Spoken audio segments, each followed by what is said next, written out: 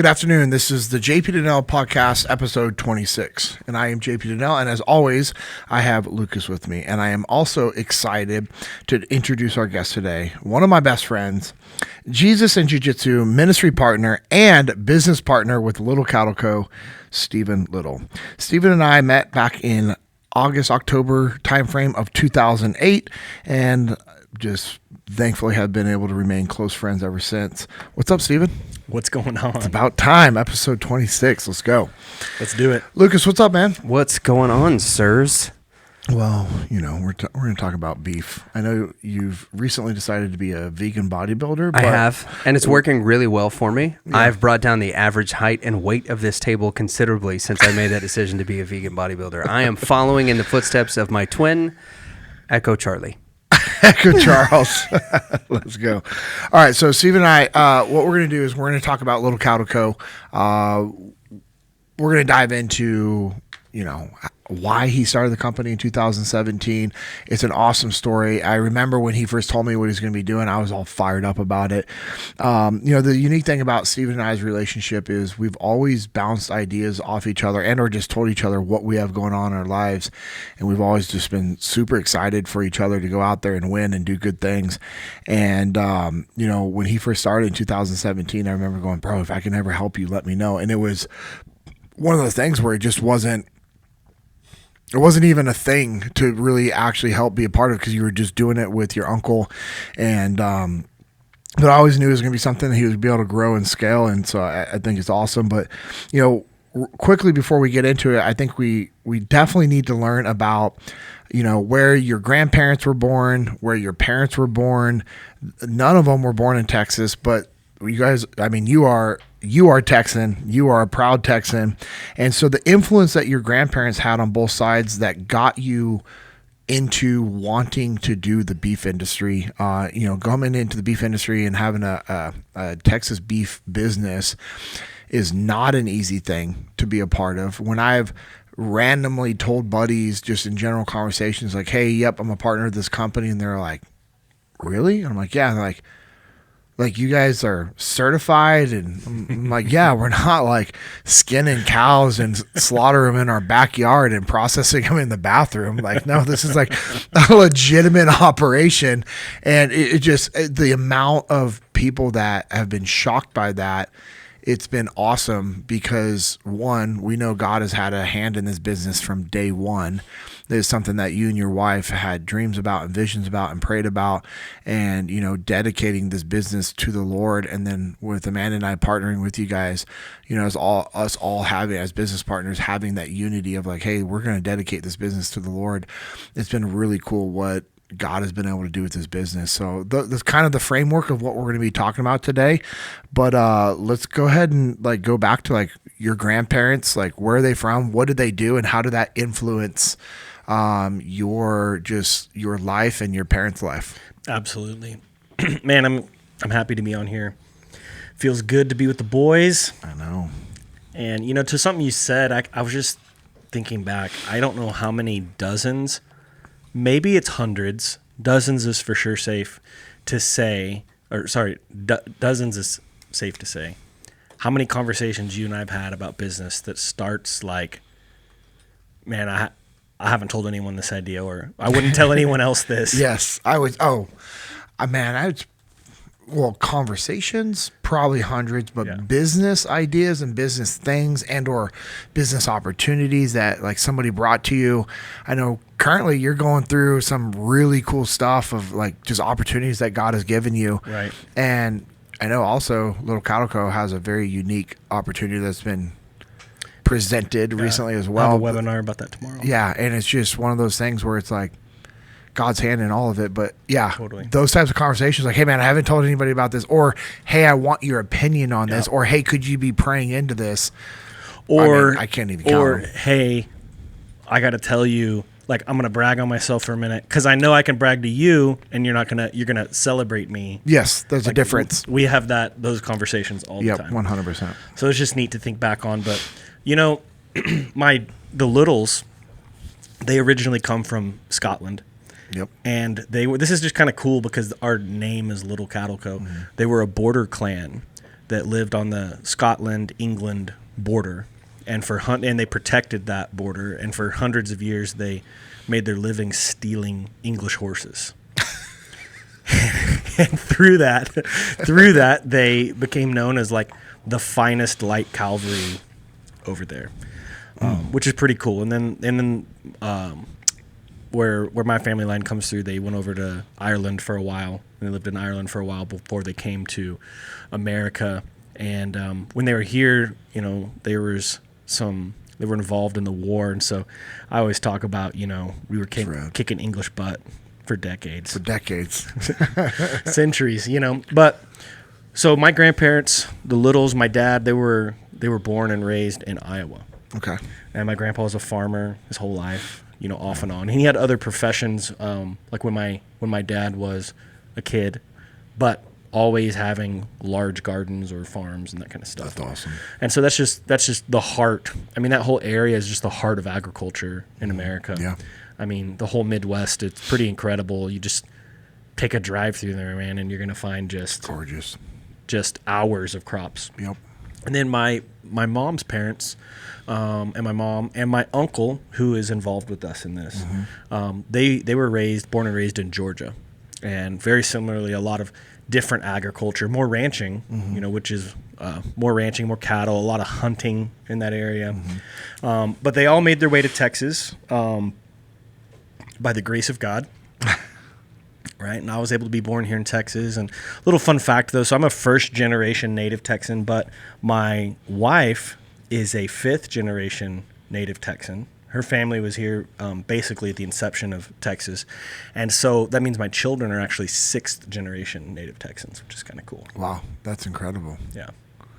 But so, I mean, the story is I grew up with both of my grandparents being involved in different forms of agriculture, whether it be for a living or for a hobby. But the Littles, my grandpa, he had cattle basically my whole life, and he would butcher a couple steers every year and fill our freezers full of cattle that he raised, you know, and fed by hand. That's awesome. And so I grew up my whole childhood with, when you wanted beef, you just went to the freezer and you thawed it out for a few hours. And then you had whatever, like if you wanted a T-bone, it was just there. Yeah. Wow. You know, and it was just the highest quality, best tasting beef. And so I was raised that way. I always wanted cattle in some form or fashion. I always thought down the road, I wanted to have some cows. I mean, at minimum, and this is still something I want, is like, I want a few longhorns grazing in my front yard. Yes. You know, I want to drink, like mine and Amanda's, our dream is to every morning sit there and drink our coffee while the sun's coming up and the longhorns are grazing in the front. So that was always like the minimum thing, but I also wanted cattle. And I think that's just a Texan thing.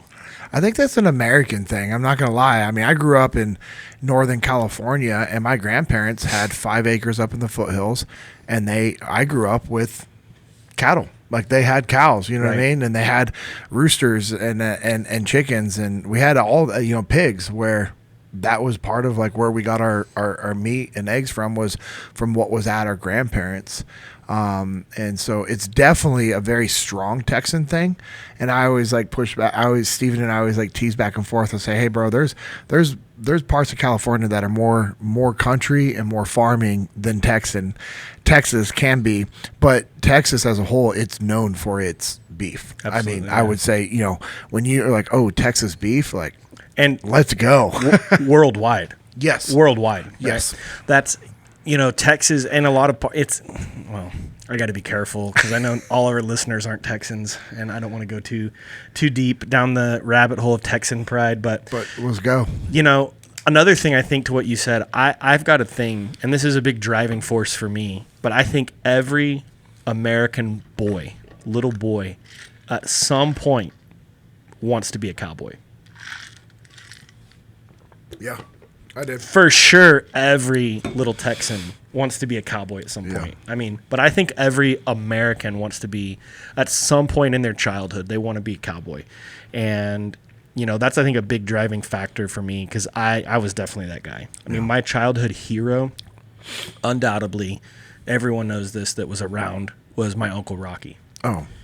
And, yes. I mean, to the fact of, go look at, it's hard to find a photo of me from 2 years old to like 7 or 8 years old of me not wearing cowboy cut Wranglers, a pearl snap button down, boots and a hat. Summertime, didn't matter if it was 110 degrees. Like, I would not let my parents take me away from the house unless I was dressed like Uncle Rocky.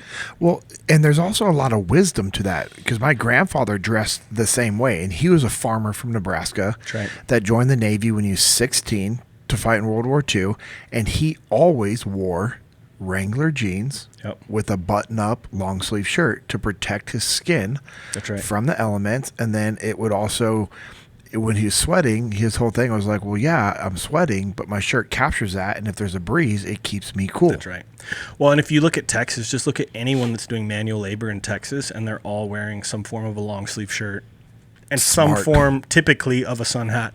But I mean, I was helping jump forward, and we'll go back real fast. But about a year ago, last year, I was helping work some of our cattle, some of our little cattle, and I have like a nice felt hat. Like that's what I'm wearing now.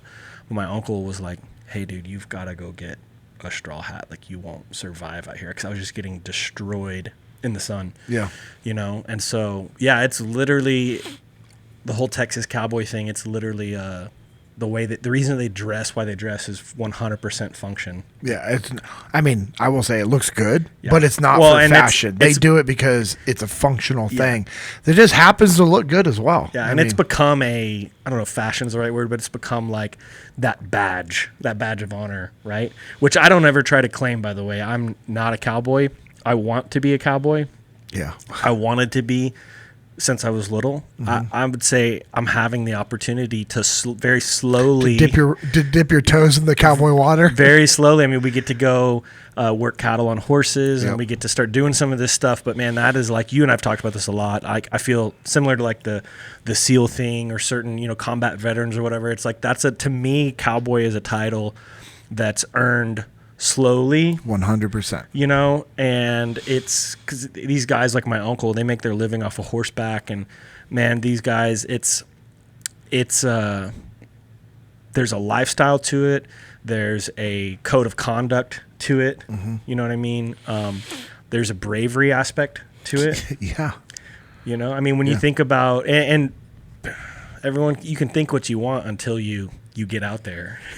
And it's it's there's a few sayings like everyone wants to be a gangster until it's time to do gangster things, and like I remember people would put pictures of, there's this big one like when I was deploying overseas, and it'd be a picture of some Iraqi or Afghani male hiding in terror while a U.S. soldier is standing up in the middle of a gunfight laying down fire to save this guy's family. The dude's not stepping up to help his family. Wow. It's the soldiers and Marines that were over there doing that. And I've also seen it like everyone wants to be a cowboy until it's time to do cowboy stuff. Right. And I'm altering that saying because of our listeners. Is the nice way to say it. And that reminds me of like the story that you told me about, which is just captivating. And it's the way, our family was raised by, hardworking Americans that were like, no, this is what we do. And I will say you've always been super, super respectful of the cowboy community and the cowboys and the ranchers out there. And like Steven is the first to be like, hey, well, hold on. I'm not a cowboy. I'm not a rancher. We have a beef business. We are partnered with that industry. We know people in the industry. We're not like, my goal is in 10 years to be able to call myself that. That's a great goal. I want to be able to do the same thing, because that means life is really good for all of us. We're working that way. I would love for you guys to achieve that goal. Because you know who else could be saying that as well with us? Your children. I'm going to punch you. I get threatened like once an episode. It's good. Yeah. It's good for you. It's healthy for me. Leif just gave me a new knife. I don't know who Leif is. Yeah, Leif Babin with Leaf. Echelon Front. And one of the things that we that's offer a handsome knife with Bruiser arms. Ooh. Yeah. So it needs to be used. So keep up the talk. All right. Little red lubrication. Yeah. So may I see that? No. Oh. Yeah. So I think for future cowboys. I'll be a cowboy. Try not to cut your finger off while the men I'll talk. see what I can do. But like I'm looking at Brody over there. Brody, come here real quick. Keep talking. Come here. Come over here, dude. So Brody is 7, about to be 8, and he's one of the things that really was the inspiration, which I'll share that in a minute. But one of the key inspirations to actually launching Little Cattle Co. when we did in 2017. But we're getting to raise our kids, and I've got 2 boys, Brody 7, and then a 2-year-old Hunter, and I've got a daughter in between. But we're getting to raise them to be cowboys. He gets to ride horses, he gets to work cattle. They participate heavily in all aspects of the beef business, right? Brody goes with me when we pick up the beef from the processor. They help us do inventory. They help pack orders. Like, they're involved. Our kids, and Addison as well, our daughter, but they're involved in everything. But these boys are getting to grow up with the cowboy lifestyle. Thank you. You're good. You go back to your other important job, making sure we stay on track, right? Yes. Also, we wanted to see how a young cowboy dresses, and you're the perfect example. That's a pretty dope fit. It's pretty bustin'. Brody's always dialed in on his cowboy clothes. So and on his jiu-jitsu. Yeah. Oh yeah. He's getting good, man. Yeah. He's in the game. He's a bottom player, which it hurt my heart a little bit, but I'm also proud of, because I'm happy that he's playing bottom, because he's going to be better for it. Oh, for sure. He's going to be better for it. Yeah. And he's motioning a rear naked choke at JP right now. But to go back to it, what happened was, as my grandpa got older, he kind of shut down his cattle operation, and it was a really wise thing for him and my grandma. It hurt me.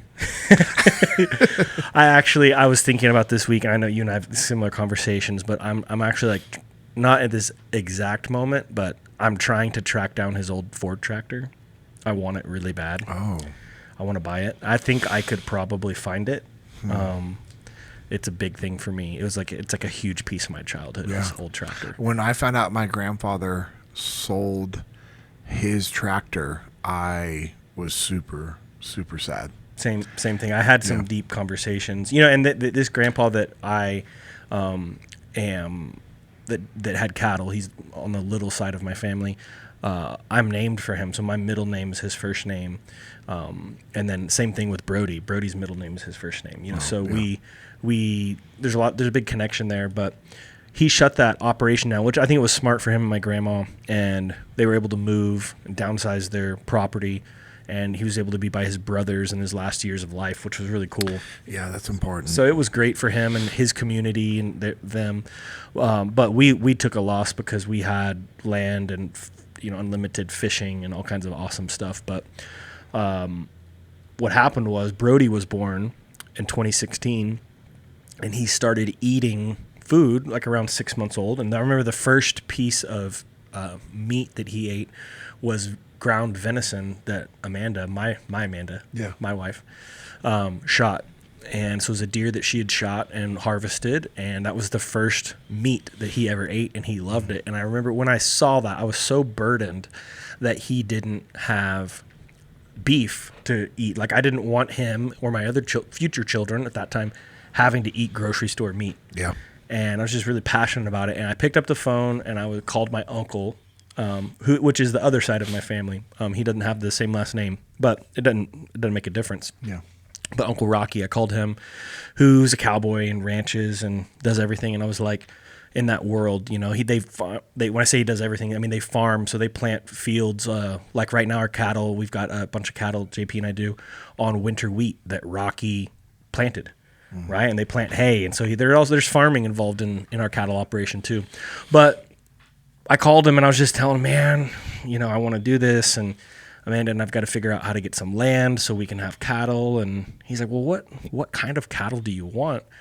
And I was like, well, I've always wanted to raise black Angus, and I want to do it steroid free and hormone free and, free of antibiotics. And he's like, well, why don't you just buy some for me? Duh. Why wouldn't you just do that? Right. And keep them here, and I'll continue to care for them, and then you can sell them. That's awesome. And I was like, done. I don't know exactly how that's going to work, but let's do it. And so we did that starting in 2017. So I would go and we'd kind of cherry pick a few. I get to pick whatever steers I wanted, and I would buy them from him. And so here's something that a lot of people don't understand, and I have this conversation consistently. Almost no rancher does beef. There's multiple hands that touch those animals before they ever make it to a plate. And I don't want to make big blanket statements here, but like if you talk to someone like my uncle who's been in that world of agriculture his whole life, he might know like 1 or 2 people or 3 people maybe that do beef. Everyone else just raises cattle. And then the big corporations come in and they buy them, and they put them in feed yards and fatten them up, and then it goes into like the mass food chain. You know, there's 4 major packers that control 90+% of our protein. Oh, wow. Yeah. And you talking about like all proteins or just specifically beef? Meats. Wow. Yeah. And 2 of them, one for sure, I'm pretty sure it's 2. At least 1, if not 2, are owned by China. It's really messed up. And I appreciate this self-censorship there. Yeah. Thank you for that. Yeah. Well, I'm not going to say, I don't ever say anything that I don't know to be completely for certain. Right. But, yeah, it's just not, like, if you start looking at it, you're like, this is not good. This is not good at all. And just the fact that it's just these major corporations that are controlling our beef and pork and chicken and stuff, but is concerning, because their number one goal is profit. Mass production and profit. And I can say that based on the industry practices and the laws that get changed. And, you know, after the last couple of years of us, or year or so of like JP and I getting Little Cattle Co. stood up, getting all the licenses and working with the USDA, and you start to learn these things. And it's like, for example, if you could take any animal and put it on a grass pasture for the last 90 days of its life, and it can label that beef grass fed. But for someone like us that's actually taking care of these cattle that way from birth, it's a huge hoop to jump through to have the grass-fed label. Wow. So just 90 days gets you the grass-fed label. Mm-hmm. Yeah, there's so much, man. There's so much. There's, you know, also there's like a certain percentage, like as long as it's a certain percentage, that's why the difference in our ground beef is, because it's our ground beef is only what? Oh, like one from one animal, single sourced. Yeah. And what is in that ground beef? It comes from the... Yeah, so our ground beef, it's all coming from one animal, and we put all of our roasts and our steak trimmings in that ground beef. And so it's... Nothing else? No. Nothing else? No, it's just meat and fat from one animal. Right. And there's 0 additives. I mean, I remember when Sam, who we trained jiu-jitsu with, who did all of our photography, he's literally an insane wildlife photographer. He's like a hunting photographer. That's cool. Yeah, he's so talented, man. And so we asked him to do our photos, and they came out so good. But so this guy hunts.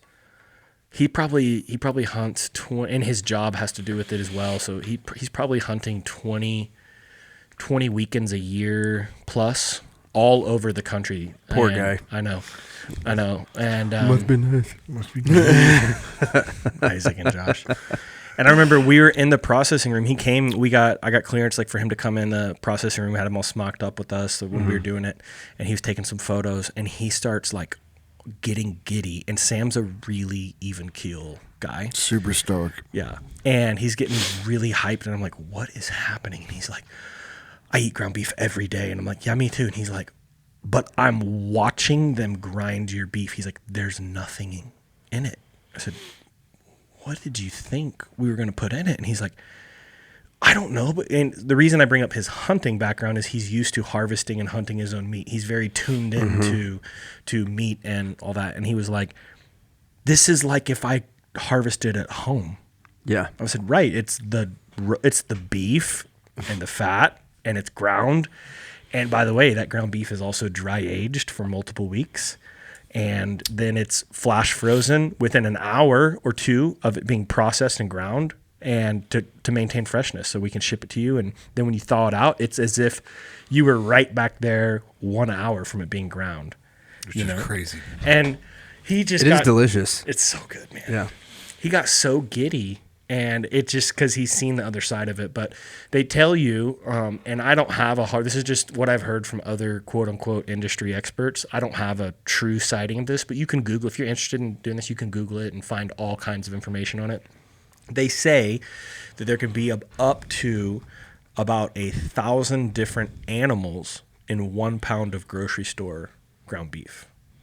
So if you buy 1 pound of ground beef from the grocery store, They say it can have different little pieces and parts from 1,000 different animals. It is not uncommon for a single ground beef patty, not just even like a pound, a single ground beef patty to contain the meat of over 1,000 different animals. Only 10% of Americans correctly answered that a single patty will likely come from more than 100 animals. That's a statistic from Farm Progress in 2017. That's disgusting. Dude, and here's the other thing, man. When you see these feedlots, now I'm just going to say something. I would eat gross beef over chicken any day. I'm just going to put that, or pork even. Definitely over pork. You know, I don't know about chicken. Chicken's weird, bro. Chicken's real weird. I mean, think about it. Like, these things are living like a month or two, and they're pumped full of steroids, and it's just, there's no nutritional value either. It's just protein. Which I'm fine with. You're not getting any vitamins, any minerals. I'm fine with that. Yeah, I don't. But when you say gross beef, though. What I'm saying is, I think gross beef is better than the other gross meats. Is what I'm saying. Okay. Yep. So right. You see what I'm saying? Yes. Okay. Not like, I'm not talking about like free range chicken that was raised on. Right. You know. Oh yes. I'm sorry. just saying, like, if you just go to the grocery store and just like go to the counter or just go. My through mind the is meat. still in the way Yeah. we do Right. our beef. Yeah. I'm like, bro, like, So Yeah, I'm we don't just saying, have any gross beef. I'm saying, like, Is that a cut? even the yeah. is that a new Well, and here's SKU? here's the What other kind of thing. a gross beef would you like today? The other thing with it too is, so not only are you getting up to 1,000 different animals per thing, here's the thing that just pains me. We import roughly 3 billion pounds of beef a year into America. And when I say we, I mean not little cattle co. America imports 3 billion pounds of beef. The large majority of that beef that's imported is scraps and trimmings from other countries. Why? Because Americans eat more ground beef than anyone in the world. And so we're importing all their leftovers and we grind it or package it. Here's the horrible part, and this is where I go back to all these large four packers. They are in it for profit, and they can change laws and regulations because of, they have the financial means and influence to do so. Though that beef is labeled product of the USA because of one of two reasons: either it was packaged in the USA or it was ground in the USA. Wow. And so you're eating 1,000 pieces of animal from China, Australia, Mexico, Argentina, all over the world. It's disgusting, dude. And then here's the other thing. When beef is ground, every 360 degrees of every little piece is cut. It's ground, so it's exposed to bacteria. It's nasty. Yeah. It's nasty. So, and I say exposed to bacteria, it has the potential to be exposed to bacteria. Right. Yeah. Just because of the die size and all that stuff whenever you grind meat. Right. Yeah. So when I look at, there's just a lot of these things, and I didn't even know all this, but I was burdened with this information. And this is the constant feedback we get is like, I can just taste and see the difference. Like it's noticeable. And multiple people, Josh Strasburger, one of our really good friends, he told me the other day he cooked. He's like, I had, I was in between my ground beef subscription. So I bought a pound from the grocery store, and then y'all's came in. He's like, and I cooked them side by side. He's like, and it was disgusting. Yeah. What? Like it is. So it's a noticeable difference. And like before I met y'all, I was doing, and this has become, I don't want to say it's a fad, but it sort of is. There are several people out on social media and on YouTube that are encouraging people to go get like primal cuts and then butcher it at home. Right. So that's something that I'd been doing because it's better than what you get prepackaged at the store, because then, I've got the $25, but you can find it for $25. Mine is from like the 1940s. I found a cast iron countertop grinder, ground my own meat, right? Like went heat cured it, did the whole thing. Y'all's has a noticeably different taste and texture even than that stuff that I'm doing off of those primal cuts, which compared to what you would get in the store is a healthier alternative. Right. But even this is a step beyond that and a step different. And one of the things, like particularly with ground beef, that even if you watch the guys that are on YouTube, Meat Dad has a huge following on Facebook, and he's got like tons of great information on how to do this kind of thing, that those folks will even tell you, all right, if you want a more tender beef, then you add in a little bit of like pork fat. And do these kind of like small changes, which is not uncommon in like the wild game community, right? Because deer fat tastes terrible. Right. And so if you want ground deer for like your deer chili or whatever, then you would mix your 80-20 deer meat, right? Would it be 80% lean, and then you do your 20% in pork fat. That's what most people get, but they have no idea that that's what actually happens whenever they send it to the processor. That's right. The fact that all of y'all's stuff, it has no additives in it. It doesn't have any coloring to it, which is a huge thing. So I was about to massive, man. I was about to talk about that. So you buy ground beef from the grocery store and it's red, and then you break it open and it's brown on the inside or gray Right? Yeah. That is opposite. So if you take our beef and let's say you thaw out a pound of ground beef and you let it sit for like 5 days, 6 days. Yeah. It should still be good to eat, but the outside is going to be brown, and then you break it open and the inside is red. Yep. Because so what they're doing at the grocery store is they're taking old beef and they're treating it with carbon monoxide to make it red and appealing, so you'll buy old beef. And that's why it's reversed. So the outside should be brown and the inside should be red because it's not oxidized because it's protected by the other meat. Right. So what are you buying at the grocery store? That's disgusting. Yeah, and then so that is when you're growing up. That's one of the things they tell you, right? Like when you talk to your grandparents or whatever, Right. like how do your first trip to the grocery store, and you're like, all right, how do I know if I'm getting a good steak? They're like, anything with brown on it, don't touch, right? And so it's counterintuitive when you see that kind of stuff. But the second thing, and really the most dominant, is the smell test. Yeah. Right, because your eye can deceive you, but if rotten beef has a distinct smell. Yeah. And opening y'all's stuff up, okay, so it's got a little oxidation. There's some gray spots, a little bit of browning or whatever on it. It passes a smell test. It passes a smell test after it's cooked. But the thing about your beef that's so interesting to me is that it does have a different flavor. The fat has a little bit more of like a yellow to it than what you would find in a grocery store meats. And it has a little bit of a different flavor. What causes that? Yeah, and remind me to come back to the smell thing too. Yeah. But it's just the way it's raised. I mean, they're raised grass-fed their whole life. And then we offer them a grain finish at the end, which helps with the marbling. But the key is that a lot of these animals that you're eating from the grocery store are put on steroids at a young age.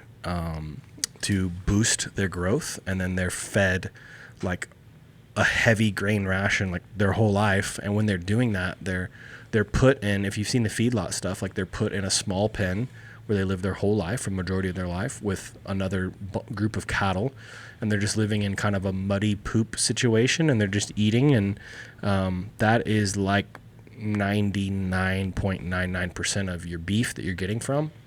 And so it's just altered. It's forced to grow faster. And again, it's all bottom line. Like, here's the deal too. I've seen a lot of these ranchers. I don't blame them because they can, for $3 or less, some of them, if they're buying it in bulk, like 99 cents, you can get a hormone pellet that you stick in this steer's ear, right? And they're going to yield like 10% more. Here's the thing. When beef prices go up, the rancher gets none of it. It's all the middlemen taking it. All of the middlemen taking it. So these guys are like, hey, I've got, X amount of 100 head of cattle for, $1 to $3 a piece. I can get a 10% more yield, and it's the only way I can get more yield. And everyone else is doing it. Why wouldn't you do it? Yeah. If you're not producing the beef, why wouldn't you do it? It makes sense. It's the only way to increase your production and to keep up with other people. But if you're producing beef, that's why you wouldn't do it, because you care about it, because you actually have your hand from birth to plate, which is what we do, birth to plate, And so, but it tastes different because it's just force fed, not force fed, but it's just taken out to the side of its natural environment of free grazing and like natural hormones happening, and it's given different hormones to speed stuff up, and it's force fed. I keep saying that it's not force fed, but it's taken off of grazing, where it's getting exercise and natural grasses from the region that they live, and just only offered like grain and roughage and stuff through that way. And so that's what changes the flavor. And then on top of it, Man, there's so much. So even other like companies that do what we do, because this is something I didn't know until last year, when it's a requirement of the USDA that your carcass, as soon as the animal is slaughtered, is sprayed with this chemical. The whole carcass is sprayed with the chemical to prevent this bacteria that's a very low percentage chance that it could happen. Well, there's also an alternative that the USDA will allow, and that's a 100% vinegar and water solution, which is what our processor uses. Mm-hmm. So you could be buying organic, whatever beef, and the problem was the whole thing was sprayed with chemicals. Wow. Because it has to be. And very few plants use the vinegar and water. And I'm not saying we're the only one by any means, but that's just something that no one talks about. And I don't even remember the name of the chemical. It's a big old word. You can Google it, but because we don't deal with it. It doesn't matter. It's a chemical that we don't want on our food. Yeah, so. That's right. No doubt. And then one more thing too on the flavor thing. So like ours dry age for multiple weeks. So we do whole carcass dry age where like if you could picture the Rocky Balboa scene where you got the half beef. So ours, I can picture that. Yeah. That's an image I can easily draw vividly, up. right? Yeah. So ours dry age like that. So every part of the animal that you're going to eat is getting the aging process, which allows the tenderness to happen. It starts to break down and get tender and flavorful. Well, other people aren't doing that because they don't have it. It's not economical for them because they're trying to get beef out as the door as fast as possible, and they don't have the refrigeration space to let it sit for multiple weeks. And if you're going to do it on a big scale, they will charge you for hanging space. So you're actually paying to let your beef dry age. So no one's doing that. They do wet aging. So they cut it up as soon as they kill it, and they throw it in a bag and let it just soak in its own blood. And that's 100% of the grocery store beef unless it's distinguished otherwise. And that's wet aging is not. I'm not going to say that that's wrong or gross. Like I've eaten some really good wet aged steaks. Yeah, it's just a different process. Yeah, but in my opinion, it's not as good. No, and when you look at, that's why all of your high-end steakhouses sell dry aged meat is because of that. But also with the wet aging, only lasts for 28 days. Right, you can dry age something for a year if you've got the proper equipment in order to dry age it. And again, like when you look at like the best by dates and stuff like this on the beef, if it says best by or best used or frozen by whatever date, that's the end of that wet aging cycle for that thing. So if you look at like, oh, you know what, somebody online says you can wet age something in your refrigerator for 28 days after you buy it. Yeah, only if that best by date is before them, because after that the meat starts to deteriorate. One of the things I've found particularly about y'all's steak cuts that's really interesting is the tenderness. I know your girls have talked about this, the tenderness in your top sirloins, right? And the marbling and stuff there. And so I have, in kind of like prep for you coming on the show, right, done a little bit of research and talked to some friends of mine who are in ranching. My great uncle, before he passed away, like that was his thing, was cattle ranching out in West Texas. But they did what you're talking about. They sold it to the grocery stores. And so the effective way for them to do it was to keep the cows in there. And he said, when you keep the cow in the barn, essentially, he's like, it promotes a tenderness because the muscle's not getting worked, but you don't get the flavor that you get from a muscle that gets worked because the nutrients, just by virtue of the animal not getting the type of exercise that it would need out just walking around grazing, the nutrients aren't forced through the muscles in such a way that it gives it the flavor. And y'all stuff does it. Like I said, it has a unique flavor to it. And I don't want that to like turn anybody off. It is a better flavor than what you get at the store. If you like the flavor of beef, this is a more beefy flavor. It's not gamey like you get with some folks. It is a beefier flavor than what you get with other things. But also, because you're getting all of that other stuff where the cow is getting the exercise, it's higher in nutrient content. And then you also have stuff like the top sirloin, for instance, where because that muscle is being used so much, it develops intermuscular fat that it wouldn't naturally have because it needs it in that area in order to support healthy growth and those kinds of things. And so like y'all's top sirloin is better than some ribeyes that I've had, hands down. 100%. And I also, to add to it, I know either Steven's going to get to it or I just want to say it right now. I think the other aspect to what allows all these things that we're talking about, the flavor, the tenderness, is these animals are truly living stress-free lives. 100%. They're pasture raised. That'd be nice. And yeah, they're also being cowboyed off of horseback. Uncle Rocky and the rest of the guys that work it, they do it the true cowboy way. They are doing it off of horseback. They're not out there running around with ATVs or quads, frightening the animals. They're not using pickup trucks or helicopters. They're using horseback.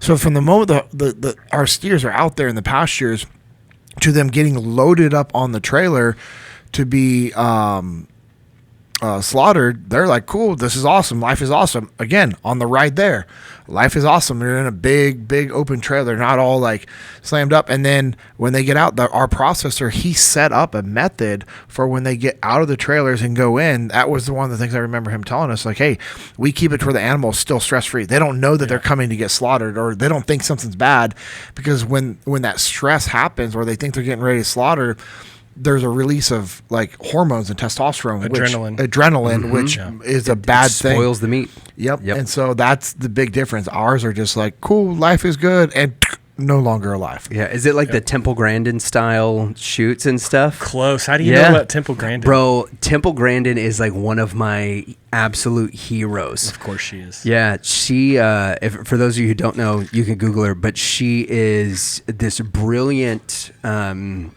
let's say she's got her degrees in animal husbandry, and she's this brilliant scientist who grew up as one of the very first people to be publicly diagnosed with autism, to enter into any kind of industry where she was required to do public speaking, to make public presentations. And her observation of how cattle are slaughtered pause real is insane. Yeah, go ahead. The part of the story I know is she was essentially by her parents shipped to her uncle's, I believe, cattle ranch. Just kind of like, we can't deal with you because you're different. Yeah. And so you just go live. Yeah, autism wasn't really a thing then. Go live with your uncle. And so she just sat there studying cattle. She did, yeah. She wanted to be an animal husbandry. And yeah, that's what she did. She just watched the way they would graze and how they acted. And so she designed all these systems inside the cattle industry. You telling me about this? Yeah, it's mind blowing. So they did a movie on her life, which is absolutely incredible. And what's the name of the movie? I think it's called Temple Grandin. Okay. Yeah, they got real creative with the title. But she's got a book called Thinking in Pictures that's also really great, because she explains kind of how her brain works as a person with autism. That, like, when somebody said to her, you should go into, if you like cattle this much, you should go into animal husbandry. She immediately like pictured herself marrying a cow, and she was like, no, that's ridiculous. Why would I do that? That doesn't make any sense to me at all. Because like, that's how, she thinks in pictures. And so it's awesome. And she's just very so literal. Yeah. And she's very like self-effacing whenever she talks about it. How do you spell her last name? Grandin, I believe. So she has this system where, when she was at this ranch, she actually walked with the cows, and one of the things she noticed is that they walk in a circular pattern, and it's always, they always walk counterclockwise, and they go in concentric circles. And so that when she was looking at the way that they slaughtered cows and how it would spoil meat, and some cows wouldn't do as well as others because they had them kind of going up and down chutes, she'd made a really simple process where, all right, the cow works in circles, and then when she was in thunderstorms, she would get really stressed out, and she didn't like to be touched.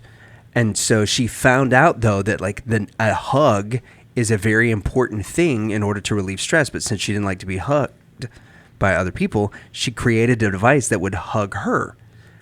And so she would put herself in this, like, it looks like a chute. She goes into it, and she would pull on these strings, and these two mechanisms that are made out of wood would hold her, and it would help her not to stress, because it would simulate a hug, which is something she realized that she needed, even though it's not something like that. Physical touch was something that she didn't want. So she also realizes that as these cows are going in these circles, that this may be something that's applicable to cows in order to help them de-stress before they go to slaughter. And so she develops this device, creates it on her own, that basically gives the animals a hug when they get to that point, and the cows absolutely, they 100% relax as soon as they get this little bitty squeeze. And then again, modifications were made to the way that they were slaughtered in order to ensure a seamless, easy, quick slaughter that with like no mess, and that was humane for the animal. So she designs all of this stuff, and if that's the kind of stuff that you guys are using, it's the whole process of developing that was this. God just put this woman with this specific, condition and amazing gift right in this place that she figured all of these things out, and it has revolutionized the cattle industry, especially for small ranches like what you guys have. I'm not like an industry expert, but all the people I've met and talked with highly respect her. Oh, and yeah, she's an unbelievable mind in this area. We were looking at a processor because everything we do has to be USDA inspected, and that allows us to sell all across the country. And so when I was doing this in 2017, 18, 19, 20, 21, and kind of through 2022 with my uncle, we were just butchering stuff for friends and family. And so that's how I was doing this for like 5-6 years, just casually butchering animals one time a year, and doing it and filling our family's freezers. And I wasn't making any money at it. I was doing just enough to be able to make just enough to pay for our beef. Right? Okay. For Amanda and I and our kids. Yeah. Smart. And what I did was I was making relationships in the industry. I kept detailed notes from every time I did it. Prices and processing and which cuts would be left over and from different people and which wouldn't. So I was learning this business while it looked like it was just very casual, and it was. I was also going to school, so to speak, knowing that one day I wanted to do what we're doing now, which was sell retail cuts. So not have to make people go buy a extra freezer and pay for their whole meat for the year all at one time. Because I know that's not, some people like that, but that's not realistic for most people. What's realistic is they can kind of buy their meat as they need it, and they can just get the specific pieces and cuts that they want. Yeah, like our best customer, David and Robin, they like getting the same thing every single month, and they wouldn't be able to get that many of those cuts from a full cow. No, if you buy like a half beef from someone, like what we were doing, it's like you get enough ribeyes for your family to eat ribeye dinner, 1, 2, 3, 4 times, and then your ribeyes are gone for the year. Yeah. And now you've got to start eating through a bunch of stuff you don't want. Because I remember when we got that from you, it was like, okay, well, we're going to save these cuts for special things. That's right. Yeah. But so for us, it was great. It was a great entry into the business, to start learning the business, to start doing this, and I think there's probably a lot of lessons in that you could pull from, but just really entering this part-time, learning the industry, creating these relationships. But so when you're doing that, you don't have to have a USDA processor because you're actually, these people are like kind of co-owning this animal with you. Right. There's a whole legal way to do it, and it's what most people do in Texas when they're doing that kind of a like cow share type operation. Yeah.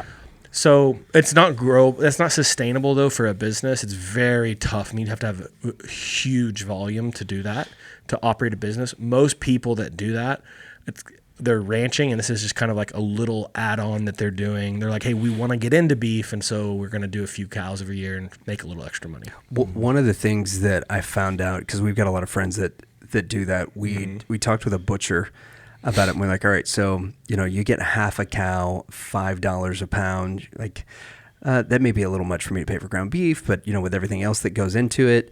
And we were talking to him about his process. He didn't know that we were interested in looking at one, and he was like, yeah, with the ground beef, man, ground beef's ground beef. And I was like, so talk to me, what does that mean? And he was like, if I've got 5 pounds of ground beef left over from another cow, it may not come from your cow that you bought from your ranch. You just want 5 pounds of ground beef. I was like, hold on. So does that mean that other parts of this thing are gonna? He's like, for the most part, it's all gonna come from that. But if I've got extra, you've got a deadline. He's like, it's nothing for me to pack up. I know you're supposed to have 6 pounds of ribeye, to pack all that up, give it to you with something that I've got, and then just use yours, whatever they brought in for the store, because I know about what you're supposed to have.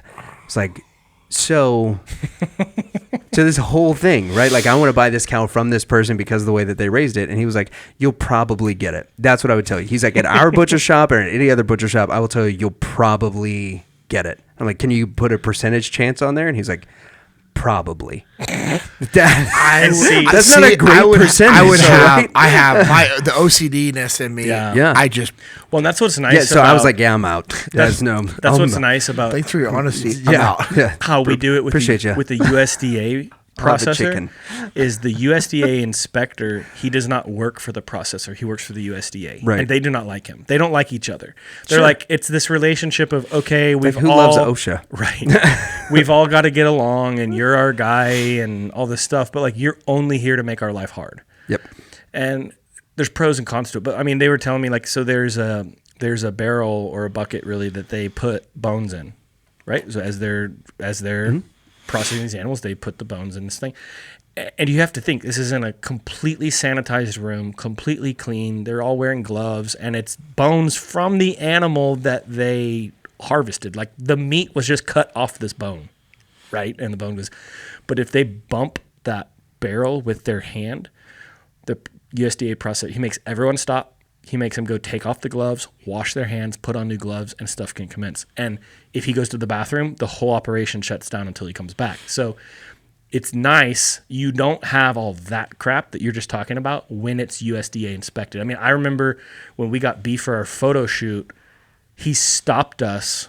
It was our beef. We took it. We wanted our photos on our website. We're like, we want you to see what you're actually buying, not just stock images. But I found out a lot of even the small ranches that I really looked up to used stock images, which bothered me greatly. It's a lot cheaper than hiring a photographer. Right. This is what a Denver cut is supposed to look like. Yeah. And it was also, dude, logistically getting every cut from a cow fresh, not frozen, fresh, transported to our photography place, keeping it plump, as they call it, while taking photos was an absolute all-day nightmare affair.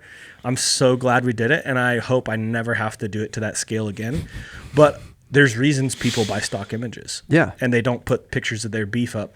But in that, even he came running out and stopped us because the beef, because they put their labels on it, so we would make sure we knew which every cut was for our photos, and it had his seal on it, and he like stopped us in the parking lot and was like ripping it off. Like, I'm like, this isn't butcher paper, we're going to do photos. He's like, I know you cannot you can't have this label on beef that it's not like for sale. They're hardcore about it. So that is one of the really I like that. I'm good like with it. That. Yeah. No, I like it. It's a good thing.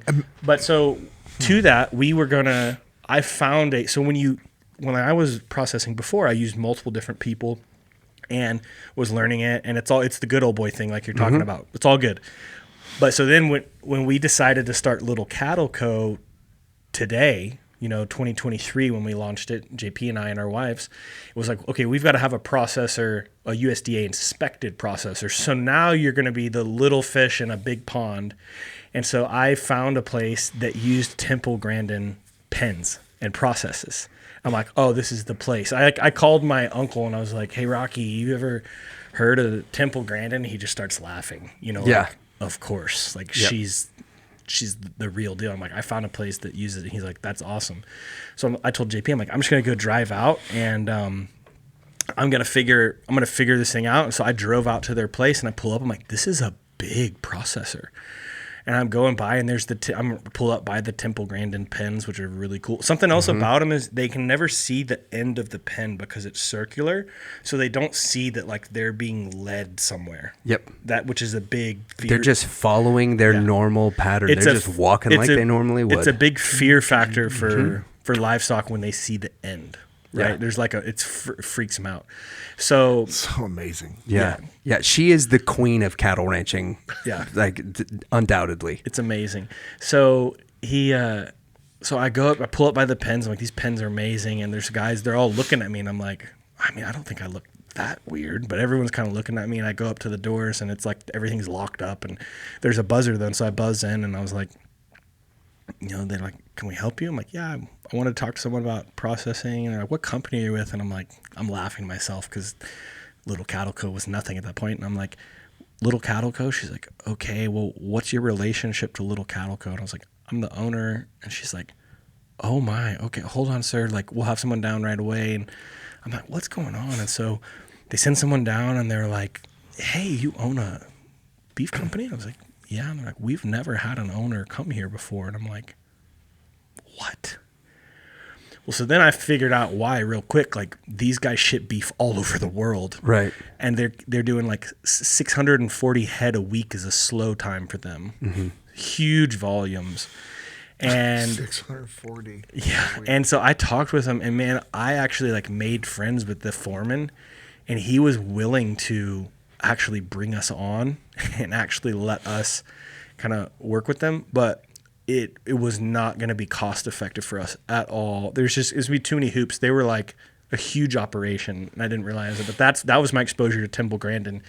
And so then I started hunting. Nearly 100 cows a day. It's a lot. At 640. Yeah. Yeah. It's a lot. And I think they probably are only running 6 days a week, so it's probably more than 100 a day. Yeah. And on a slow week. Yeah.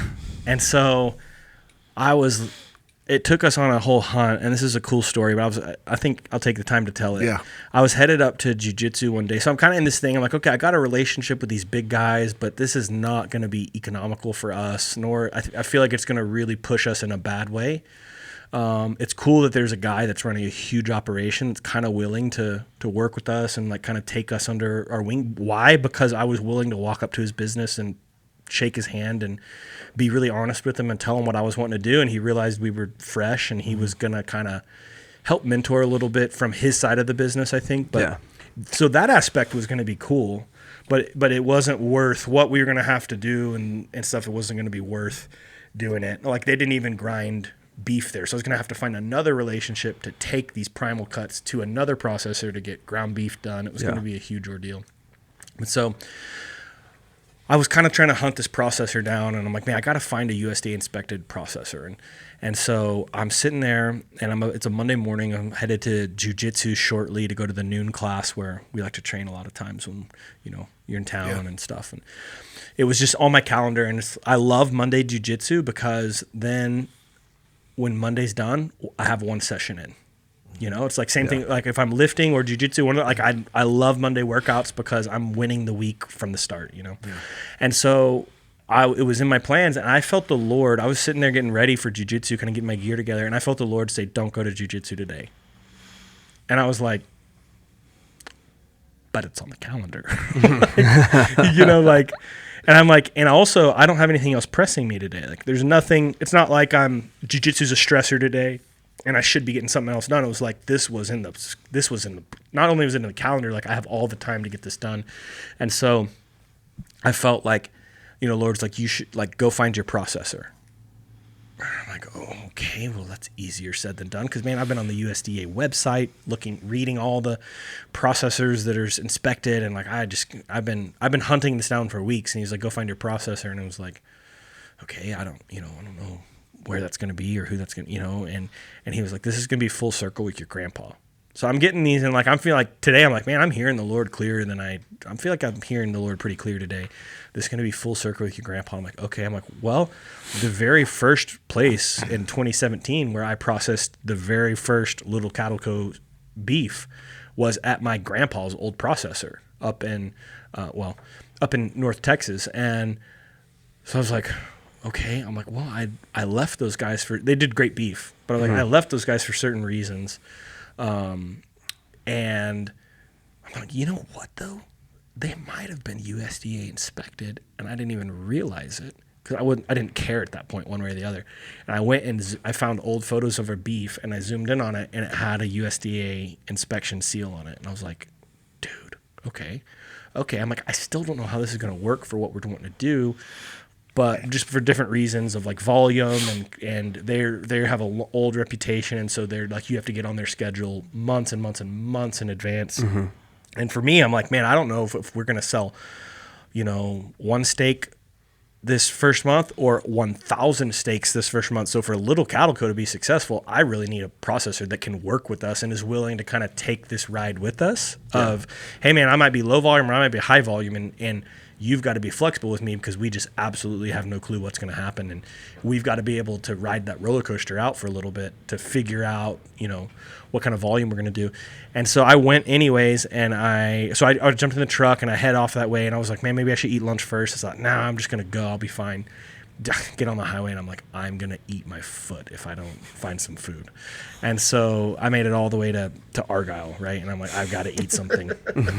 And so I ended up deciding to exit off in Denton. I'm headed up north and exit off in Denton. And I was on the phone with Matt Russell, who is, I'm sure you talk about Pursuit. Yeah. One of the founders of Pursuit. And I was like, hey, I'm pulled over to In-N-Out. I'm like, let me run in. And he's like, you're not going to go through the drive-thru? This is funny. He said that to me. And I was like, wow, I thought about it. Like, I really probably should use the restroom. I'm going to run in and crush this food, and I'll call you back when I get back on the road. And he's like, all right. So I go inside, and I walk in the doors at In-N-Out, and there's no one between the front door and the line, if you can picture that. Yeah. And the lady's like, before, the restrooms are always like a couple steps in and to the right. Mm-hmm. That's where I was headed. And she's like, hi, can I take your order? And I was like, before I made it even to the restroom, like, I'm at the front door, and she says that. And I'm like, this is like awkward. I'm okay. Yeah. So I come up and I order my food, and I got a water, and I was like, hey, can I leave my cup right here so I can use the restroom? I'll come back and get it from you. And she's like, sure. So I leave my cup there, and I go to the restroom, and I come back. I grab my cup from her, and as I grab my cup from her, there's a guy who's just finished checking out, and he's about my age. He's like mid-30s. Yeah. And so he's like, man, you just don't hear people say yes, sir, and no, ma'am anymore. You know what I'm saying? And like, he's like looking at me, and I'm kind of like, yeah. And he's like, kids these days, man, they're not respectful, but this young lady is. And I'm like looking kind of him and her, and I'm just thinking like, man, y'all are about the same age. Like, I'm just processing, and I'm just in a mode. I'm normally a very social person when I'm out, and I love to engage people, but not this day, because I'm like, I don't know, I feel funny. The Lord has me on this weird mission. I'm just kind of like, you are dialed in and focused. Yeah, totally. And so I go over to the water fountain, and I'm getting my water in the thing, and he keeps talking to me, and I'm like, oh, okay. And he's like, man, it's not every day that someone makes me feel so small. And I kind of looked at him, and he's like, but you're making me feel small. I'm like, well, that's funny. My last name's Little. And he's like, oh, that is funny, man. And I'm getting my water, and I'm like, okay, I gotta get out of here. And he goes, he's probably listening to this. He said, he goes, man, you remind me of a Samoan that I trained jiu-jitsu with. And now he's got my attention. Yeah. So I cut my head over, and I'm like, one of my best friends is a Samoan I train jiu-jitsu with. And he's like, what's your friend's name? I'm like, Isaac Tauefa. He's like, oh, that's not my Samoan or whatever. And I'm like, well, it's my Samoan, And so I'm like, really? It's not the same guy? Like, we're in Denton, Texas. And he's like, well, where do you train? And I'm like, Formigas. I've never heard of Formiga. I'm like, do you live here? And he said, yeah. And I said, and you're in the jiu-jitsu community? He goes, yeah. I said, I'm really surprised you haven't heard of Formiga. He goes, oh, is that world champion guy that started Jesus in jiu-jitsu? And I'm like, I'm like, oh, this is weird now. And I said, well, yes, he's the world champion. I'm like, technically me and 3 of my friends started Jesus in jiu-jitsu. And he's like, oh my gosh, man, like I listen to his podcast, and I, he's just doing all this stuff. And he's like, he broke down and started crying. And we had a really cool God conversation. That's amazing. And he's like, man, I'm a veteran, and I was in Ramadi at the same time as JP. And, he's like, he would never know me. He's like, I just know. And he goes, and I didn't know him by name then, but he goes, I follow all those guys now. He goes, and I was there when Task Unit Bruiser was there. And, he's like, man, it's just so cool to hear those guys talk about Ramadi and everything. And he's like, I've always wanted to meet JP, so I've thought about coming out to an event. And he said, and furthermore, he said, man, I'm involved with, here in Argyle, down in Argyle, I'm involved with my church, and we've got a veterans group. He's like, dude, these guys need jiu-jitsu, man. Like, they need an outlet, Wow. They need an outlet. So I'm kind of like, okay, Lord, I don't know why I wasn't supposed to go train today. And so I tell this guy, I'm like, hey, just so you know, because actually I walked off after that exchange, and I told him, I'm like, hey, get on our Instagram, and message me. Ask us about our rash guards. Yeah. Man. I'm like, get on there and message me, and like make sure you come out to the next event and stuff. And so everything like that. And I walk off, and I hear him tell his wife, he goes, that is so crazy that I met that guy today. And so I turned back around. I said, hey, man, I don't know what this is worth to you, but I'm not supposed to be here today. I wasn't supposed to be here. I was like, the Lord stopped me. that I was actually headed to go train. I should be in class right now. I was like, Lord, stop me, and I'm on another mission. And I'm like, it's obviously not a coincidence that you and I ran into each other. And he's just like, man, so cool. So I'm like, okay, this is cool. And I get on the road, and I call Matt again, and I'm headed out to our processor, and I'm on this highway up in North Texas, and I'm talking to Matt from Pursuit, and he's like, I'm like, we're up, whatever. I'm like, what? I'm like, you're like a mile in front of me. Now, Matt lives 6 hours from us. Mm-hmm. I'm like, what is going on today? I'm like, why are you down here? He's like, oh, this is a random thing, and I'm like, okay, this is just a weird day. This is a super weird day. And so I go up to the processor, and I go in, and I'm talking to him, and they even remembered my grandpa's name from way back in the day because this is where he cut his beef. And I'm like, okay, Lord, like, I don't know how this is going to work, but it's going to work. And I start talking about scheduling, and they're like, yeah, we can give you like 5 spots later this year. I'm like, 5? So I need like 5 spots a month, like every month, like right away. But I also need flexibility, and they're just kind of like laughing at me. And it's a full-blown brick wall dead end. Yeah. I'm like, oh, okay, this doesn't make sense. And so I'm like, all right, okay. So then I get in the truck, and I call my wife, and I'm like, man, that doesn't make sense, I thought, you know what? I was like, wait a second. There's another beef processor up here that's not as famous because this place is well known. I said, but a local rancher told me that they're better. I'm like, this is interesting. So I'm like, I highly doubt they're USDA inspected, though. So I jump in the truck. I find them real quick. It's a small town. Pull up, and there's a sign, USDA inspected beef. And I was like, oh, baby. So I go in. I start talking to them, and they're like, they are like, hey, we shut down inspection because after COVID, we got so much business from just random people wanting to just butcher their own animals that we don't need to do inspected beef anymore. Yeah. And I was telling them what we wanted to do, and they're like, hey, we would maybe bring back inspection just for your business. What's really ironic about that is that processor, so this is this is well over a year ago. That processor called me yesterday, actually. That's amazing. I haven't talked to him. I didn't take the call. Yeah. I figured I'd return it, but just super random. They wrote down my information, but it's the first time I've heard back from them. It's like a year later. Because they were like, man, maybe we'll bring back inspection for you. And I said, well, man, what do y'all think? I'm trying to figure out, I told them what I'm doing. And she said, well, look, if it was me, I'd go to she says, here's the other places that I think are inspected in the area. She starts naming places and stuff I'd read on the USDA website. And then she said one place, and I said, well, wait a second. I said, and the reason I asked about it is it's in the town that the other founder of Pursuit, Walking in Truth, lives in. Okay. And so I'm like, well, wait a second. What'd you say? Because I just heard like that was just highlighted. When she said it, I'm like, this is just a weird day. And that just jumped off. And this is what I'm thinking. I'm like, well, wait, go back. What about those people? And she said, well, between you and I, if I didn't bring my own animals here where we do it, that's where I'd be going. She's like, they're brand new facility, but they're the guys. Their guys have been in the business for a long time. That's where I would go. And I'm like, okay, good enough. And so I'm like, thank you so much. And so I take off, and actually my dad calls me, and he's like, hey, what are you doing? And I was kind of telling him, and he's like, what? And I was heading home because now it's late in the afternoon, and got a nice hour-plus drive back to my family, and it'll be dinner time when I get there, and I was just tired. And my dad's like, dude, you're not gonna go to one more place? And I was like, all right, hold on, let me call you back. So I hang up. And I call that place. Yeah. I called that place. I'm like, I had been like, remember, I'm like, I go in and shake people's hands. And in this style business, this is what people appreciate. This is how you do business in agriculture. You go, you go shake someone's hand and face to face, and you can get a lot accomplished.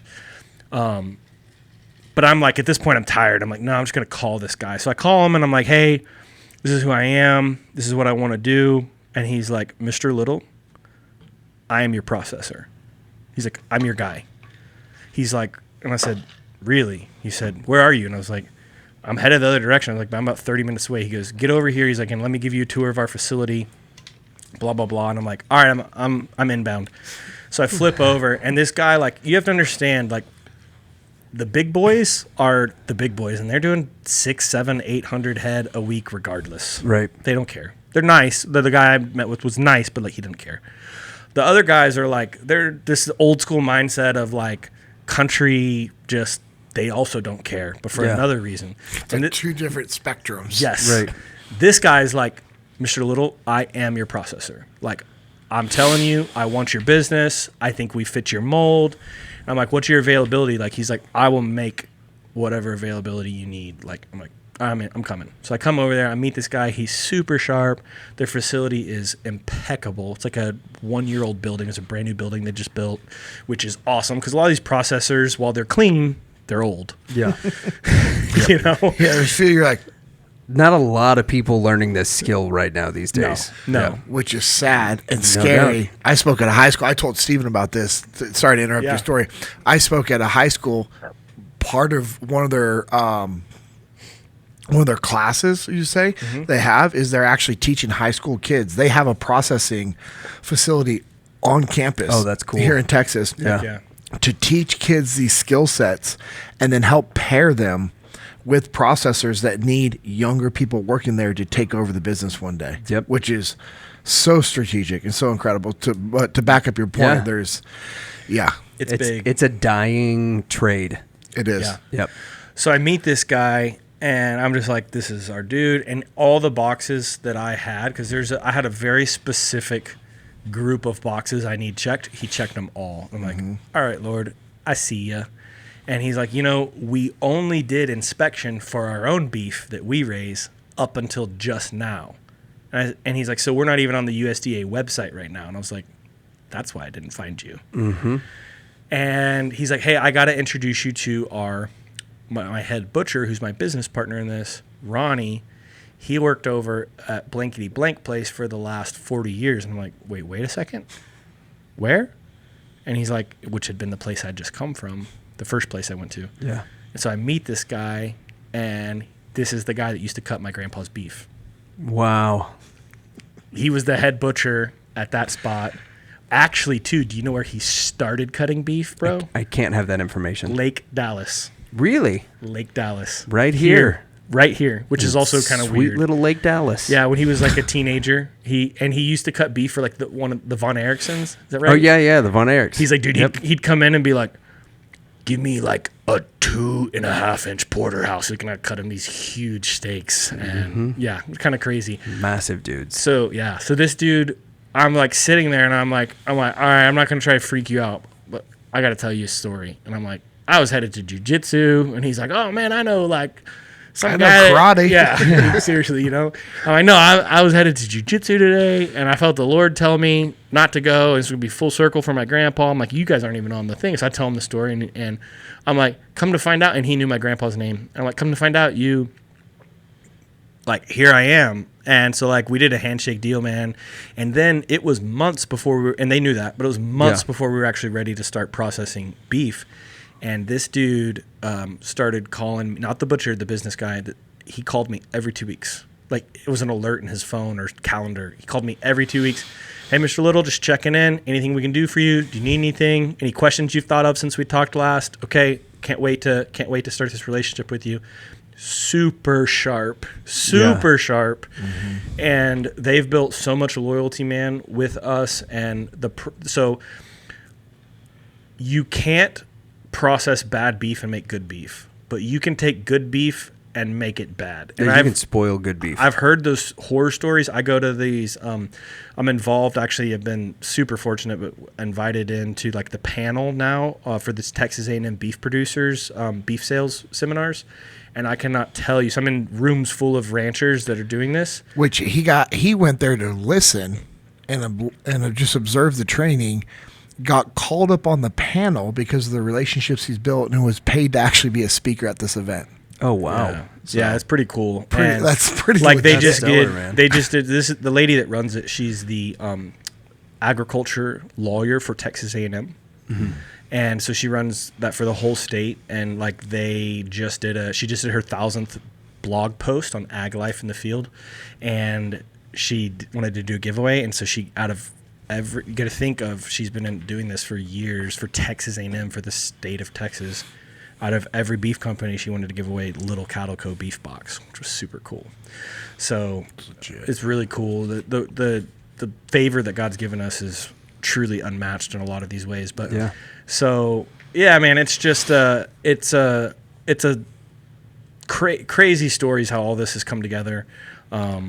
Yeah, so let's go. Thank you. I'm glad that you share that story, because just all the little aspects that God had in it was really cool. Like for you to not go to jiu-jitsu that day, I mean, that's something that you look forward to, you crave. It's part of your routine. It's in all of us. And can I make one point on that? Yeah, of course. Before you please. drive us the direction you're headed, because you just sparked a thought in me. And I've always been self-employed, and I've always been like a driver and a doer. Like I'm sure a lot of the people that listen to your podcast are that way. Like they're probably listening to your podcast because they're trying to improve their leadership skills, improve their life, improve their health or their fitness or their business. Like I'm assuming they're a motivated person, and I've always been that way. But there's been this journey for me the last couple of years, which is trying to be more led by the Lord. Yeah. So, and it's funny because it's not that I'm trying to be less motivated or less driven. I'm actually trying to be more that way, but I'm trying to get my direction from the Lord versus always doing it my way. Yep. And so this was kind of a big little Calico as a whole has been that. Yeah. It's been me going, because that's a whole nother story that we didn't talk about. Yep. But the day that we decided to start this. Well, that's actually what I was about to say. So that's what I wanted you to talk about. Okay. Yeah. Well, and so that's perfect, but this whole thing has been this journey of me trying to go, okay, Lord, like, let me do it your way, not my way. Mm-hmm. And it's just been the easiest thing I've ever done. And when I say easiest, I mean like days like that. Now, it's a lot of hard work, like every business is, but it's the relationships and the strategies and the partnerships have all fallen into place. And it's like, I couldn't have put this together if I'd forced it. And so to that point, like my wife and I, I'd been just going through a bunch of business stuff, and she was really pushing me. She was like, man, I'm having these dreams of you in black cattle. And we were kind of trying to figure out what our next step was going to be in business. Because what we were doing was kind of coming to an end, and I was like, actually, I had like a consulting gig. Literally, I had like this kind of a consulting advising gig with the company for like a 12-month thing. And it was physically coming to an end. And we were really searching and trying to figure out what we were going to do, and stuff wasn't looking good. And I was stressed about it, as a lot of people would be, I think. Yeah. And also actively trying to be like, okay, like not carry that stress, trying to learn how like we hear, like, give our burdens over to the Lord, stuff. And I was like, okay, that's so easy to say, but like, how do I actually do it? Like, how do I trust the Lord through this? And so I'm just trying to figure all this out. And so that's where part of the stress is coming from, of like, all right, Lord, I'm trying not to do it the way I've always done it. And so I remember I was kind of home with the kids. I was kind of half working, half with the kids, and 3 young kids. And Amanda was like, hey, she got home, and I was like, hey, you know what? I just need to go clear my head. She's like, are you okay? Because I don't ever do that. I'm like, I'm good. I don't know. I'm just going to go drive. I'm going to like grab a go, throw the windows down, and I'm just going to go drive for a minute. I just got to clear my head, and I need some fresh air. She's like, okay, all right, cool. I go climb in my truck, and I get a text from my phone, JP, like, hey, bud, you good? And I'm like, yeah, here's JP, because we're always connected like that. Yeah. It's the Holy Spirit. Yeah. It's funny. Like if you ask either one of our wives about it, it's funny because it's freaky how often, for how long that's been. And I was like, well, so I responded to him like, yeah, I'm good. I was just trying to figure out some business stuff. And he's like, call me. So I call him. I was like, man, I'm trying to figure this out. He's like, dude, you need to be doing Little Cattle Co. And I was like, I know, but timing's not right. And he's like, all right, dude, what do you need? And I was like, well, he's like, what do you need? Like, I'll just send it right now. Let's just make it happen. And I was like, well, he's like, no, like, because he's been watching this progression, I think, and he's a customer. He believed in it. What red-blooded American Navy SEAL with arms that stretch every shirt you put on doesn't want to have a beef company. Lately, he's been wearing my shirts, so right. It's only when I put on my kids' clothes, right? But so he tells me, he's like, no, for real, like what do you want? What do you need? Like I can. It's like $451 or something. He's like, I'll run to the bank and do a wire, and I'm like, well, hold on. He's like, why are we holding? Let's just do it. Tell me what you need. And I was like, yes. He's like, what? I'm like, yeah, let's slow down 2 beats and let's figure this out. And he's like, I agree with you, but I'm also saying if we need to just execute something, let's do it right now. And I was like, well, let's do it this week. Like, let's figure it out. Yeah. And so then I go to church, and because this was the first week of January 2023, I go to church because our church does a thing called Solemn Assembly. Is the first week. Every night there's worship, like extended worship and prayer nights, just the first week of the year. So we were going to that, and we went, and they sing a song that they had just written called Cattle on a Thousand Hills.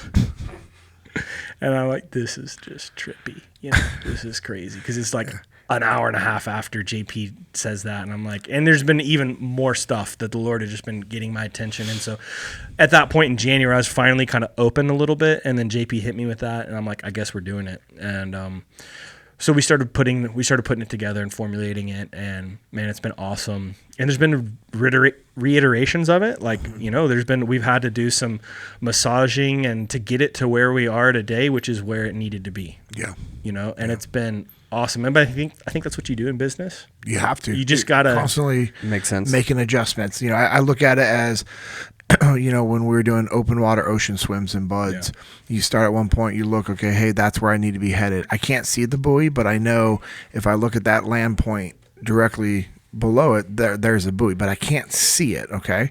So you start swimming in that direction, then every couple strokes, you look up and make sure you're still on that right path. And if you were to take a GPS and put it on somebody doing an open water swim, like most people that start off, it would literally look like this. And maybe this, and then coming back, and then they get there. Swim a mile and a half to make it a mile straight line. Sometimes, yeah. And so there was, I think the one time there was some students, they would swim in order to do the 2 mile ocean water swim. They were swimming over 3 miles. And I was very fortunate where I always had this really good sense of direction when it came to that swimming, and I could just. My errors were very minimum. That's how I always came in as a fastest swimmer. And it was just because my guiding, and it was this constant guide, adjust. And it's the same thing in business. And you're always going to have to make these micro adjustments. And if you're not making micro adjustments, eventually you're going to have to make a macro adjustment. Yeah. Yeah. And we've had to make some adjustments along the way, which is just part of business. That's part of life. Your relationship with your spouse, your kids, whatever you're doing in business, you should be making these fine little tweaks and adjustments every day. And that's what we've been doing in the business. You know, and it's been good. It's been a learning state. I mean, and there's not one part of it that I would say I wish we did any different. I mean, everything has been truly by design, by God's will and His grace, and it's been awesome. Totally. I think the ability, like there's some stuff that we've done recently, and I think the ability to learn the lessons we've learned while being protected. Yes. Because it's like the stuff, so it's like some stuff where you're like, oh man, we got to make this decision or that decision, and we knew what we had to do. We do it, and it was seamless. It's like, whoa, that couldn't have gone any better. Yeah. Yeah. Sweet. And so it's just been cool to see the favor of the Lord through that. But yeah, so I mean, just from inception was a crazy God thing to, you know, finding our processor was a crazy God thing to our website. Yeah. To the kind of some of the marketing, some of the back end of the website, like our text and some SEO and stuff. And like, so we've got super strategic relationships on both of those that came through JP where, you know. And all they want to do is for us to win. Yes. Like, it's been incredible. The relationships that we have with everybody that's touched this business, it's like, we want to win. We want you guys to win. And they go above and beyond.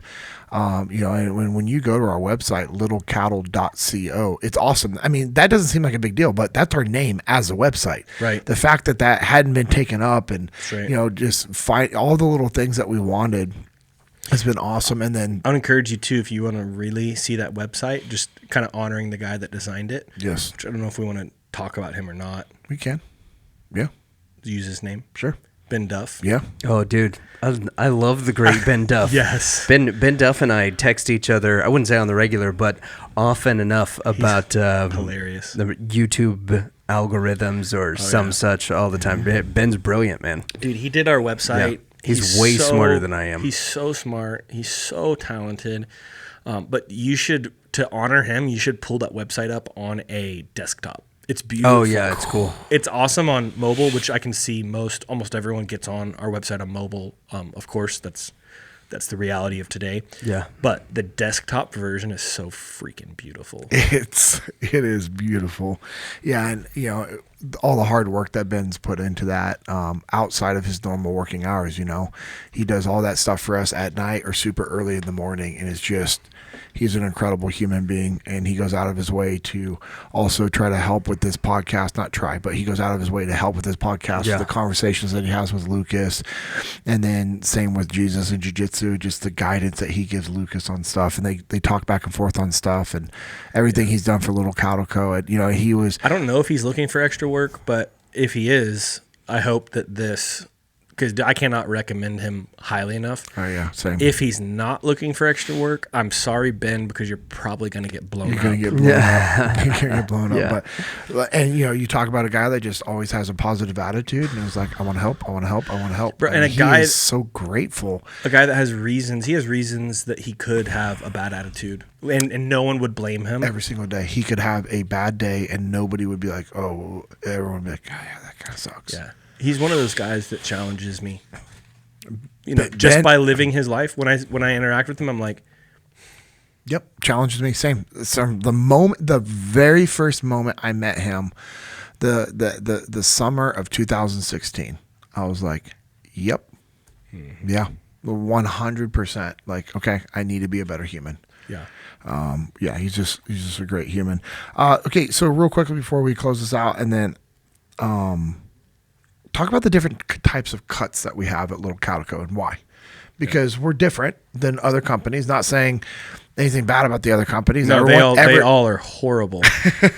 And if you buy from them, you're horrible. No, we love, and there's other companies like friends that we know that are in the industry. Helped us out. Yeah, no, we're fans. Gave us guidance, which is awesome about this industry. Yeah, we're fans of all those guys, and I bet a lot of the things that we're talking about, like with the ground beef and stuff, I would bet that they're doing most of those things similar to us. They're probably doing them the right way. They're for sure not putting 1,000 animals in one package. No, not even close. Not even close. But we do it different in regards to just the way we present it and the way we sell it. So the number one thing that makes us different from other small ranches and farmers that sell beef is we are truly an a la carte business. And so this was a hill I was willing to basically die on. Maybe not 100%, but close, because Steven, the consumer, feel strongly this way. And so I felt if this is what I want, this is what I should offer. Now it's really hard on the business side to do this. And I agreed with it, correct? Yeah, I don't think I pushed back. No, you didn't push back. Okay. But logistically, because I thought the same way. Yes, but logistically it's tough because what every other company does for the most part is they offer some form of boxes. Or like set packages that you have to buy. So like a real common example would be like a barbecue box where you're buying briskets and ribs and things like that. Or a steak lovers box where you're getting like 2 ribeyes, 2 New York strips, 2 sirloins, or, a griller's box or a roast box. Some kind of pre-packaged plan that you're part of, and the reason monthly or bi-weekly or whatever. Yeah, or even just a one-off purchase. Some of them, that's the only way you can order. You couldn't go in and do what you do on our website. Most of them, you can't go do that. Wow. Yeah. And so, and the reason why is because it allows them to manage their inventory. And inventory management is very, very tough when you give people free choice. But I was like, you know what? I want to give people complete free choice because me as a consumer, I want complete free choice. Yeah. And the only thing we have, and honestly, if everyone's buying this way, we would be losing money just with shipping costs and stuff of materials and things we use with our liners and dry ice and all that. But we have a $30 website minimum. So as long as you spend at least $30, you can get whatever you want. You can buy one, you could buy one tomahawk and ship it to you. You could buy 1 ribeye, 2 ribeyes. You could buy 20 ribeyes. I mean, we have one guy who wanted to PJ, who wanted to, he ran a contest between his 2 shifts at the firehouse, and he's like, hey, whoever wins, y'all can pick a steak, and I'll cook it for all y'all for whatever. So one shift won. He ordered like 12 ribeyes. They all wanted ribeyes, and he cooked them all ribeyes. But you couldn't do that from a company that's just selling a griller's box. It's like, hey, I got these, I got that, whatever.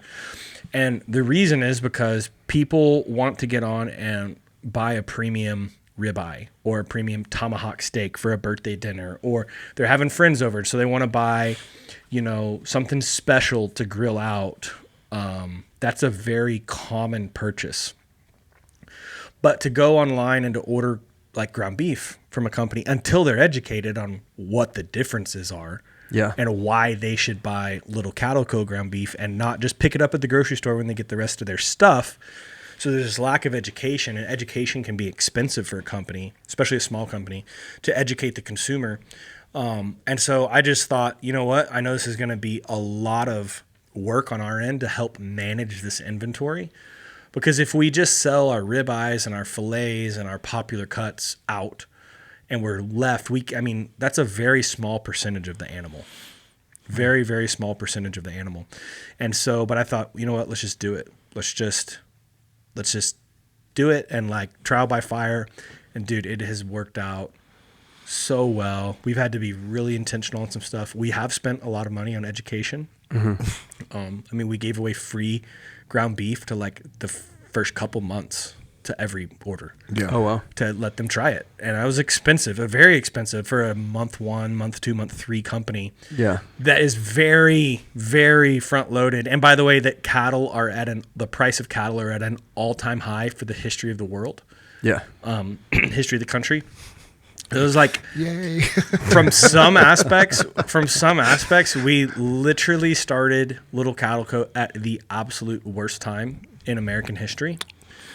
Now, on the other side, right? On the other side, the good part of that, the check part is, if we can be successful in the very worst time, let's go. When times go back to being good, because they will, then we're good to go. Yeah, I like to steal this phrase from Peter Roberts, and there's been a few times that Steve and I were having conversations. I would say, well, that was a good little tuition payment we just made for the business. Yep. Now, are we going to write off on our taxes?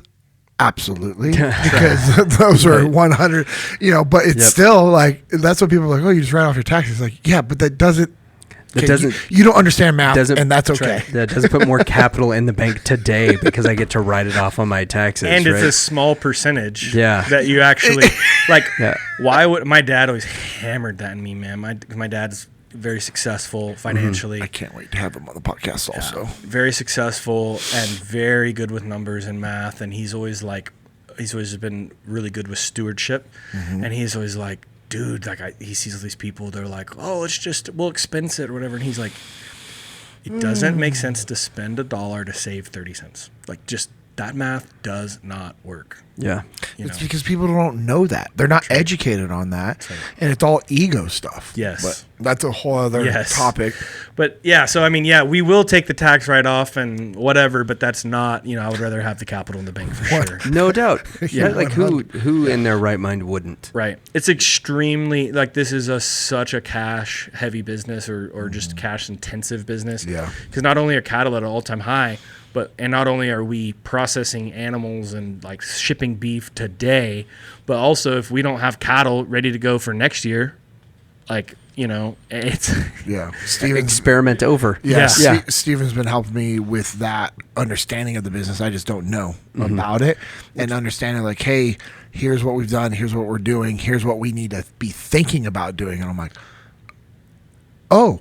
Yes, that makes sense. And now that you said it, it makes sense. And I'm taking pages of notes when we sit and talk about the business. And I'm like, it's awesome. I've been needing to tell you, yesterday I had a conversation with my uncle and his partner talking about next year. Because next year's calf crop is going to be sold soon until we go claim what we want to claim. So you and I need to get some alignment on that. And I have a feeling you're going to want to get more aggressive. But I want to get, because I know how you are, but I want that. I need that alignment with you before. Default aggressive, baby. Yeah. So So with Let me that, know. Yeah. I got it really excited. But that, like, what you're talking about is the same thing. If you watched any of the stuff that Origin has put out recently, one of the videos was about the very first year that they did jeans, and they were so excited about it. I think it was like 2019. They're like, yeah, we're gonna do jeans. It's gonna be awesome. And they like couldn't sell a pair of jeans to save their lives. And then this past Black Friday, they sold thousands of pairs of jeans. Yeah. And it was that tuition payment. Like you said, just this is what we're going to do to learn the business. We figured it out. And now that is like one of their number one retail products is the jeans, because they're phenomenal. Well, and I have to give a shout out for that, man. The support we have gotten from our customers is ridiculous. We've been selling roughly 6 months, and 5 to 6 months at this point, and we have people that have already placed 10 plus orders, multiple customers that have been placing consistent orders, tons and tons. I was actually showing JP and I were looking at that earlier this week. I was just showing them, we're just clicking through our customer list and looking at all the reorders and stuff. And so we've had the response to what we've done has been incredible. It's been really affirming to us, because they're not only affirming the quality of the product that we are producing, but even affirming our pricing. I mean, we're definitely a premium product, but we have to be, right now. I mean, 100% of what we're doing is going right back into the business. Yeah. It's not like, it's an expensive, to do it the way we're doing it is expensive, very expensive, which is why people can't do it usually. Yeah. They don't have the ability. Not that they can't, but they don't have the ability, and it's hard. Or the people, like we started this thing off, like I've had the thoughts a lot of times, like, man, I wish like if I could do if I was doing my life over, like I should have pursued this like cowboy desire, legitimately pursued it when I was young. But I'm like, at the same time, if I did that, I would never be able to, I wouldn't have met JP. There's so many things that I wouldn't be the same, but there would be no Little Cattle Co, because if I'd spent all my time cowboying, I wouldn't have the business background to be in the relationships and to be able to even make Little Cattle Co what it is. So, and the reason I say that is there's people that have ranched and stuff their whole life, but they just don't even understand anything about online sales or business or all this stuff, and that's not a knock on those people. They're some of the hardest working. Some of them are extremely uber successful financially, but also successful in the relationships they have with their children and their grandchildren and their communities, and they're fulfilled.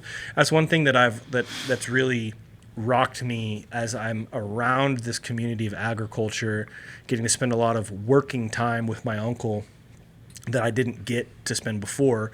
Get to spend time with them, but not working. Is these people are fulfilled, man. They work in agriculture because they love it. Yeah. And every day for them to get to go climb on a horseback or in a tractor to farm, it's like, even if it's 10 degrees outside with a 50-mile-an-hour wind and snowing or raining, there's a smile on their face because they're doing what they love. Yeah. And so that's what's neat about, and what I really respect about this whole community, is this hardworking group of people that have a lifestyle built around doing what they love. But what's amazing is they're putting the animals first, the land first. It's pretty amazing to get to participate now in this industry, and that's one of my biggest motivations for us to continue to grow Little Cattle Co. Obviously, there's financial goals for it to be good for JP's family and for my family and our children. But I'm excited to get to be more involved in agriculture, and we need more people. We need more people involved in agriculture. Like y'all were talking about with butchering, it's the same thing. A lot of y'all probably see this going around in like reels and stuff. It's real trendy to talk about, but the decline in family ranches and farms, and how farmland and ranch land is being sold from families to big corporations, and these ranches are shutting down, these farms are shutting down, and without more young people getting involved, there's going to be a serious problem. Yeah, there is. Even for the big corporations, there's going to be serious problems because they're not going to have a workforce. Well, and they depend, unless they import one. They depend on the small ranchers and farmers. Yeah, they do. They take from them, and in a great world, and it's the beauty of the age we live in is when you can cut out that middleman. You can do more for those smaller families, but they also depend on these ranchers and farmers. Yep. All right. So last thing, you talked about all the different cuts, which is awesome. Like why we offer those. Well, you talked about why we offered them. Got it. If you want to let's talk about like the top, I don't know, 5-7 cuts that you think, just provides like traction for our company, but that people just really like to continue. Like, I like the sirloin. You know what I mean? The tomahawks are fun, but educate us on the cuts, like our top cuts, and then close it out with the ground beef subscription, and just explain why that's important for people. Our number one seller is for sure boneless ribeyes. Mm-hmm. Oh, no doubt, dude. They're so good. Yeah, it's definitely our number one seller. It's the cowboy steak, the ribeye. Man, it's got awesome. My son's in there flexing his muscles. He loves ribeyes. Incredible flavor, incredible marbling. Just they're awesome. And then our tomahawk steaks are also great, which is a ribeye with a giant 12-inch bone on it that's about 3 inches thick. Those things are anywhere from 2 to 3 pounds. They're incredible. Yeah, massive steaks. Yeah, and so that's obviously a fun one. That's a specialty item for a lot of people because it is more expensive, but it's a huge piece of meat. Of course, everyone loves a good filet, but I think the sirloins are an incredible bang for the buck. Unreal. And I served it to Leif right off the grill, and he was like, we were cooking for an event at work for UJP, an FTX, and he was like, Little, I can't believe you're serving all these people ribeyes. And I'm like, that's not ribeye, that's sirloin, and he's continuing to eat, and he's like, Little, this is no sirloin. This is no sirloin. And I'm like, no, it is. And he's like, Little, we got to talk because that sirloin's amazing, right? And the flavor's incredible. That's an awesome one. Another couple fun ones we do that aren't super common are a Denver steak and a flat iron steak. Yeah. Yep. Those are really good. They're coming from like the chuck blade, so the area of the shoulder where like the chuck roast and some of the stuff comes from. But it's a neat little lean steak. It's really good and cooks a lot like a New York strip. Yeah. Yep. Totally. The Denver does. It's really delicious. We got an awesome description on our website too. If you're interested in it, go to www.littlecattle.co, and each of these cuts have a really detailed description about where they come from and what makes them what they are.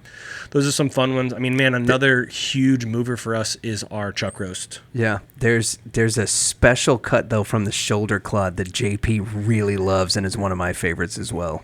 Yeah, and that is the Terrace Major. We don't talk about that online because now people are going to go buy it. See, there's a bunch of cuts.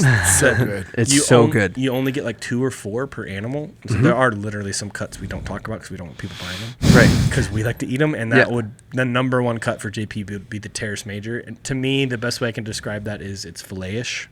Yeah. Yeah, it is. It's like a big piece of filet almost. Mm-hmm. It's awesome. The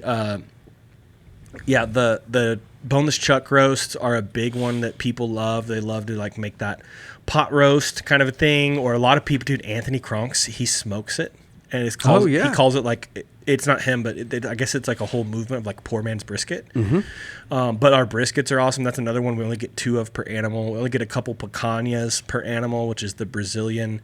If you ever go to from the top sirloin. With that fat cap, it's absolutely insane. If you go to Brazilian Steakhouse and they say how special, it's the picanha. Yeah. We do those. We only get a couple per animal. They're incredible. I'm trying to think, JP. Oh, one that like there's 2 things that are. What is it? What's the one that Amanda uses for the Mississippi pot roast? Yeah, chuck roast. Okay, yeah. You did talk about chuck that. roast. Okay, yep. That's incredible. That's our favorite way to cook it. And we're gonna do. By the way, we're gonna be putting out a YouTube video soon with that recipe. Yep. But my 2 favorites for me that people tend to sleep on. So first one, are you ready for this, Lucas? I'm ready. Tablitas. Okay, that was the next one that I was going to mention. So is the tablitas. Tablitas are incredible, and it's really a Mexican type cut typically. So it's just starting to gain some popularity in America, but like here in Texas, like you'll see it more often.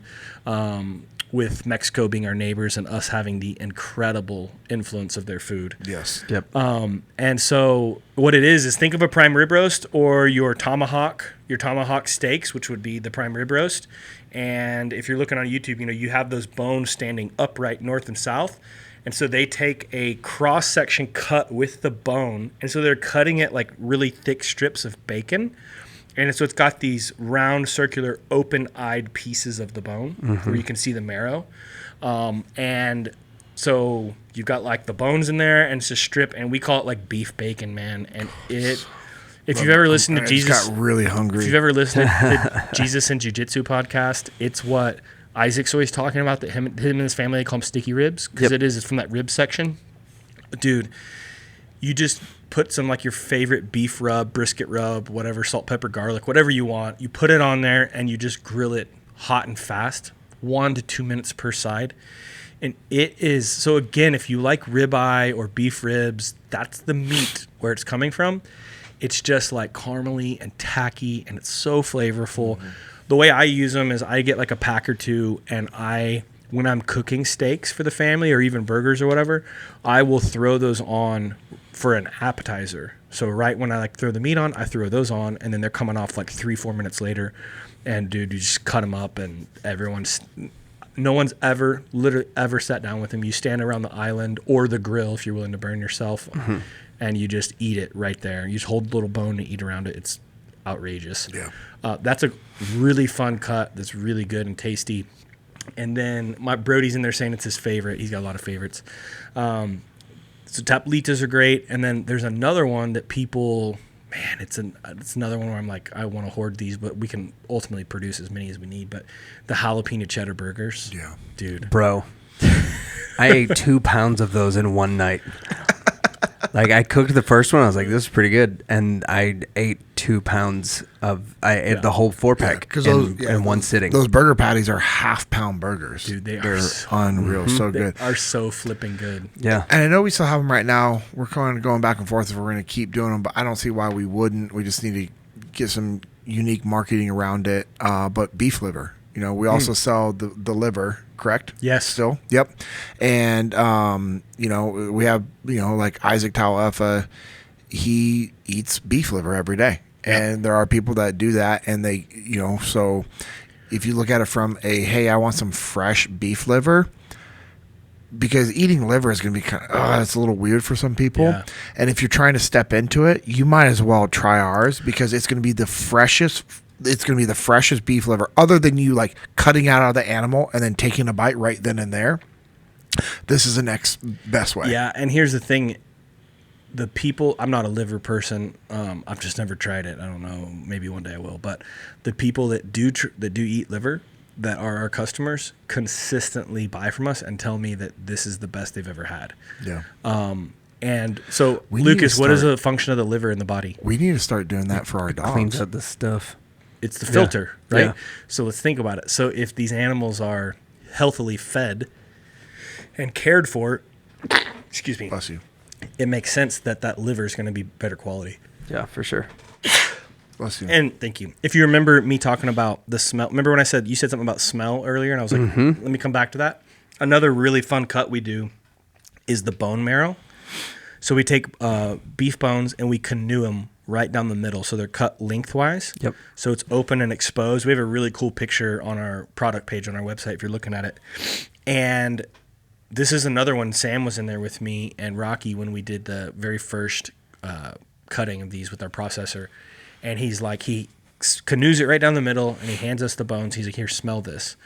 Like, okay. And I'm just thinking, like, it just kind of smells like a bone. I don't know. Like, That would be weird for me. being a hunter, it kind of smelled like game to me a little bit. Yeah. I wouldn't say gamey, but kind of game or whatever. And he's like, and he smelled it first, and he's like, okay, smell this. I was like, yep. And he's like, this is how I know y'all have everything you say you do, you actually do. And he's like, watch this. And he walks over to another animal, takes a bone, and he's like, smell this. Dude, it smelled like dog food. Absolute dog food. The inside of their marrow. If you think about it, like with different things like with like bone cancer and some of the stuff they'll do marrow samples right? But Yeah. dude, you smell the marrow, and he's like, this is how you know how an animal's been fed. And so with that, but bone marrow is a delicacy. And I mean, we got taken out by some people to a real fancy restaurant in downtown Fort Worth. I say real fancy, a real nice restaurant in downtown Fort Worth. That's like doing a lot of trendy things, and then went to the rodeo, and they ordered the bone marrow, dude. And that's like the big thing there. And it's so good, man. You like broil it, you smoke it, whatever, you scrape it out and you put it on like sourdough toast or whatever, or on top of your steaks. Stick it on a cracker with some tartar. Dude. And here's the other thing. You can, you fancy. You cook that bone marrow, and then you can, you whip it in with some like grass-fed butter. Yep. And some like herbs and stuff, dude. It's amazing. That's a fun one, man. And some people buy those for their dogs. Some people are making their own beef stock and bone broth with it, which is absolutely super healthy, super creative. What if you're really trying to be healthy? If you'll buy the bone marrow, make your own beef stock, can it, save it, and then cook your rice in that beef stock versus water. That's my favorite. Not only is it really good for your digestion, but the flavor's outrageous too. So, man, we do a lot of cool cuts. We do a lot of good things, and the response to it all has been absolutely incredible. And if you're listening and you have been a customer of ours, I can't say thank you enough. We really value each one of you. Y'all's support has been able to let us keep going forward. There was one other thing you wanted me to say. So ground beef. We've talked a lot about our ground beef. Obviously, it's a huge thing that separates us from the masses. And by the way, when you start looking into this really high quality ground beef, we're priced really well. Now, if you're going to compare us to Walmart's bulk tube of, tubed beef, we're definitely expensive for sure. But when you look at other like grass-fed type ground beefs, we're really, really competitively priced. But we wanted to be able to get that to you because as I start talking, like the people we're friends with are, like with JP, it's like a lot of like former veterans. There's a bunch of Jiu-Jitsu athletes, a bunch of guys that like to lift iron. Just like a lot of our friends and circles are the meat-eating type of dudes. Yeah. And what we find out is they all love ground beef for their meal prep, for their lunches. Their families go to it for dinner regularly, right? Whether they're making tacos or spaghetti or burgers, or like what we do a lot of times is like we'll make taco bowls like with, ground beef and rice and, whatever. And so this is something that we found people consume a ton of ground beef. And so we wanted to roll out something to really help people with that. And so we do the ground beef subscription. It's something we rolled out recently that the response has been absolutely incredible. In fact, they sold us out and we're restocking. When this launches, when does this? This will be the Friday after we launch. So when this comes out, we'll be restocked. We will be fully restocked. Yeah. This will be the March 22nd. Perfect. Yep. Yeah. So we'll be fully restocked just a few days before this, which is great. And so with that, the ground beef subscription, the response has been incredible, but we do 10 pounds. And so it ships out monthly. And if you do 10 pounds, you get 10% off. We do 15 pounds and you get 15% off. And we do 20 pounds, you get 20% off. And what's crazy is we have not actually sold one 15-pound one yet. There's almost all 20 pound. Yeah. It makes me almost think we ought to offer a bigger, like a 30 pound, because majority of the people have signed up for the 20. Let's try it. And if let's just, okay, cool. Yeah, let's do a 25 pound. Or do you just want to go straight to 30? I think maybe 30 because it's like just take the jump like a pound a day. I don't know. Well, let's talk about it. I'm open to whatever. But regardless, there's a good bulk of people that are doing the 10-pound subscription. It's obvious they just eat a little less beef. But it's just funny. They're one of the two. But man, it's been incredible, and it's how we eat. It's what we use, and so the response that's been awesome. It's just a win-win, and it lets us get you the product a little bit cheaper because you're doing bulk, and man, it's obviously I think it's the most versatile food. When you look at all these diets, whether you subscribe to them or not, like carnivore or like animal-based diet, or if you've seen the vertical diet, basically what everyone puts out, like if there's one food that you could survive on and thrive on, it's beef. Yeah. There's like a lot of diets around eat beef and salt. Yep. Yeah. And you're good to go. Beef, salt, and water, And I'm not saying that that's all you need, but it's all you have to survive and thrive. And so what I would tell you is if you're trying to, and this was my goal, if you're trying to get your diet in line, start with that staple. Start with the beef. And what you have to remember, and where I find the purity in Little Cattle Co., and it costs us money, but we won't ever sacrifice it because we both feel this way. The purity is Little Cattle Co. was never started to be a profitable business. It was started to literally feed my son and myself and my wife, now my future kids, my family, my friends, right? This is why I did it for 6 years. And we haven't changed one piece of our process now that we're selling, and our goal would be to make a profit. Nothing has changed with the beef. How we rate, what animals we have, how we raise them, how we feed them, how we process them. If anything, stuff's just even gotten a little bit better. And that's one thing we're not willing to sacrifice is the quality of our processes and our food. And so I think there's a lot of purity in that. Is this was something that was just, it was a passion project that's turned into a business. And we won't ever sacrifice the quality of our beef. And so that's my message is if you're wanting to get your diet dialed in, like at all, or just take it to the next level, start with that main staple, which should be your main protein source, your beef. I love it. Okay. And you're supporting a lot of people other than the Littles and the Dinnells. There's a lot of people involved in what we're doing. I mean, our, my uncle, there's a whole community there that they help on the ranching side. There's a whole community of people on the processing side. You know, we have UPS drivers that come by our place every time. We have suppliers, our box suppliers in Kansas City. Our insulator supplier is in Florida. Our, dry ice, so you're literally supporting when you buy Little Cattle Co., you are supporting a huge piece of American industry. And so we're just really proud of that. It's not about JP and I. I mean, we have to be here to make the business run, but we view it truly like we see it from start to, like I said, from the dry ice suppliers that are right there in Fort Worth, Texas, to the insulators in Florida, the box company in Kansas City, the beef in West Texas, the processor in North Texas. Even us, we're talking about bringing on some help for even shipping days and some of this other stuff. So, it's truly your support does support us, but it also goes to a lot of other people as well. Yeah, which has been awesome. Before I close this out, I want to ask, I believe we still, but I want to confirm with you, we have the ability still, like if somebody comes to an FTX or somebody comes to the muster, they get a discount code that they can use one time, correct? Yes. And that's, okay, so our system handles that. So this is the cool thing about being in business with other people is sometimes you just do things like I do it, and Steven's like, okay, we'll make that work. So you're going to put me on the spot? I am 100% going to put him on the spot. I've got an idea about what's about to happen, too. I don't see this on my sheet. Because it just popped into my brain. Yep. Hey, for those that listen to the podcast, what we're going to do is we're going to create a discount code. It'll be a one-time code, and it'll be for anybody, whether you're an existing customer or that support us regularly, or this isn't like a, hey, for brand new users. We want to do this because you're listening to the podcast. And if you are going to try our steaks for the very first time, awesome. And we want you to have a discount so that you can enjoy this. And if you support us regularly, we also want to say thank you and let you have a little discount. But it's funny.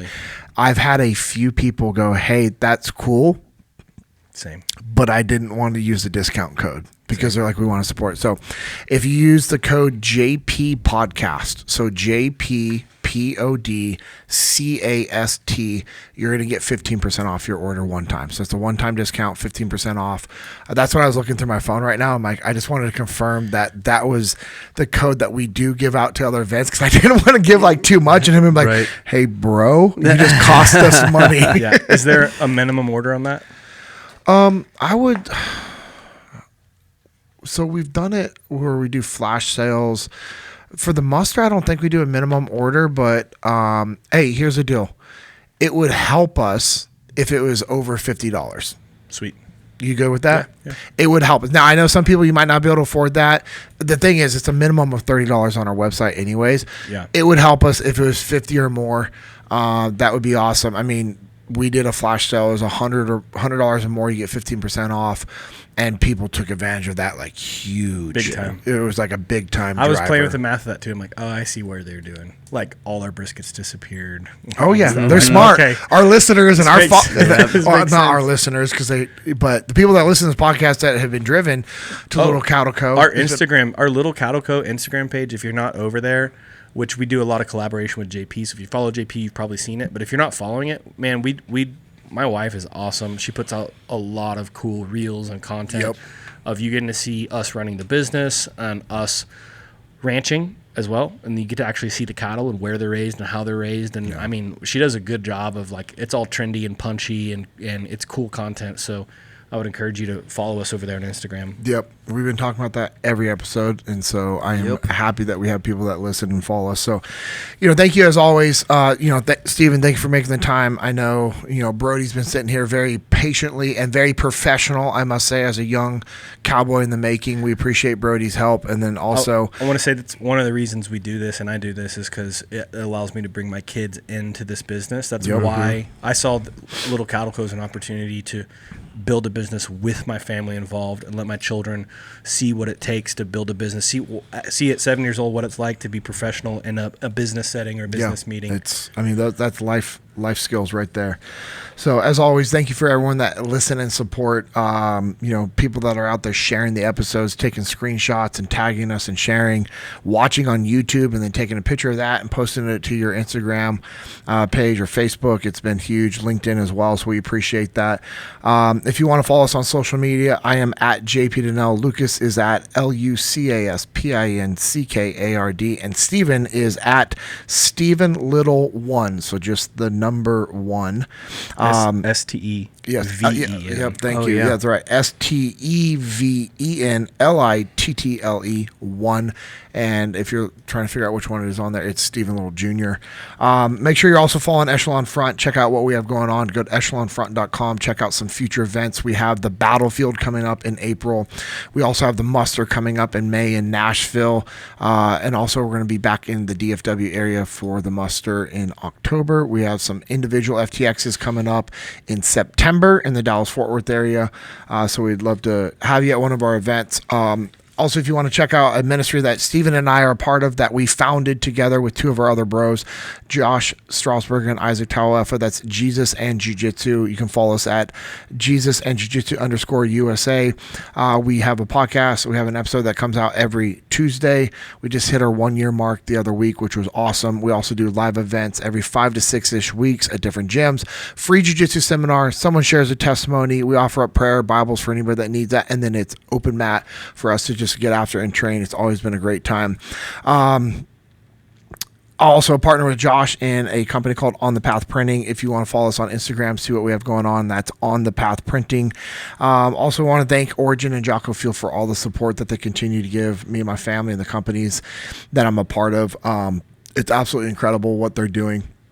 Peter Roberts bringing manufacturing back here to America with his wife, Amanda Roberts.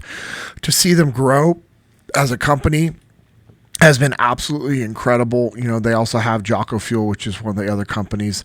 And so it's just awesome to see what Jocko and Pete and Amanda and Dedeco and Brian and all the other leaders at that company have been continuing to do. It's always impressive to see what they have going on. 100% American-made goods, 100% American-made gis, rash guards, boots, pants, jeans, all the different types of pants that they have out right now it's absolutely unreal. I will never have to nor need or want to wear another type of pant with all the different types of pants and cuts that they have. The new relaxed cut jeans are perfect for wearing with cowboy boots, and they're super comfortable, durable. The Moab pant, the Versa pant, the Nylock pant, it's unreal. So if you want to check out what they have going on, go to originusa.com. You can also check out all the supplements at Jocko Fuel. Go to jockofuel.com, get your supplements there. And as we close it out, I just want to encourage all of you guys to go out there and pursue your dreams.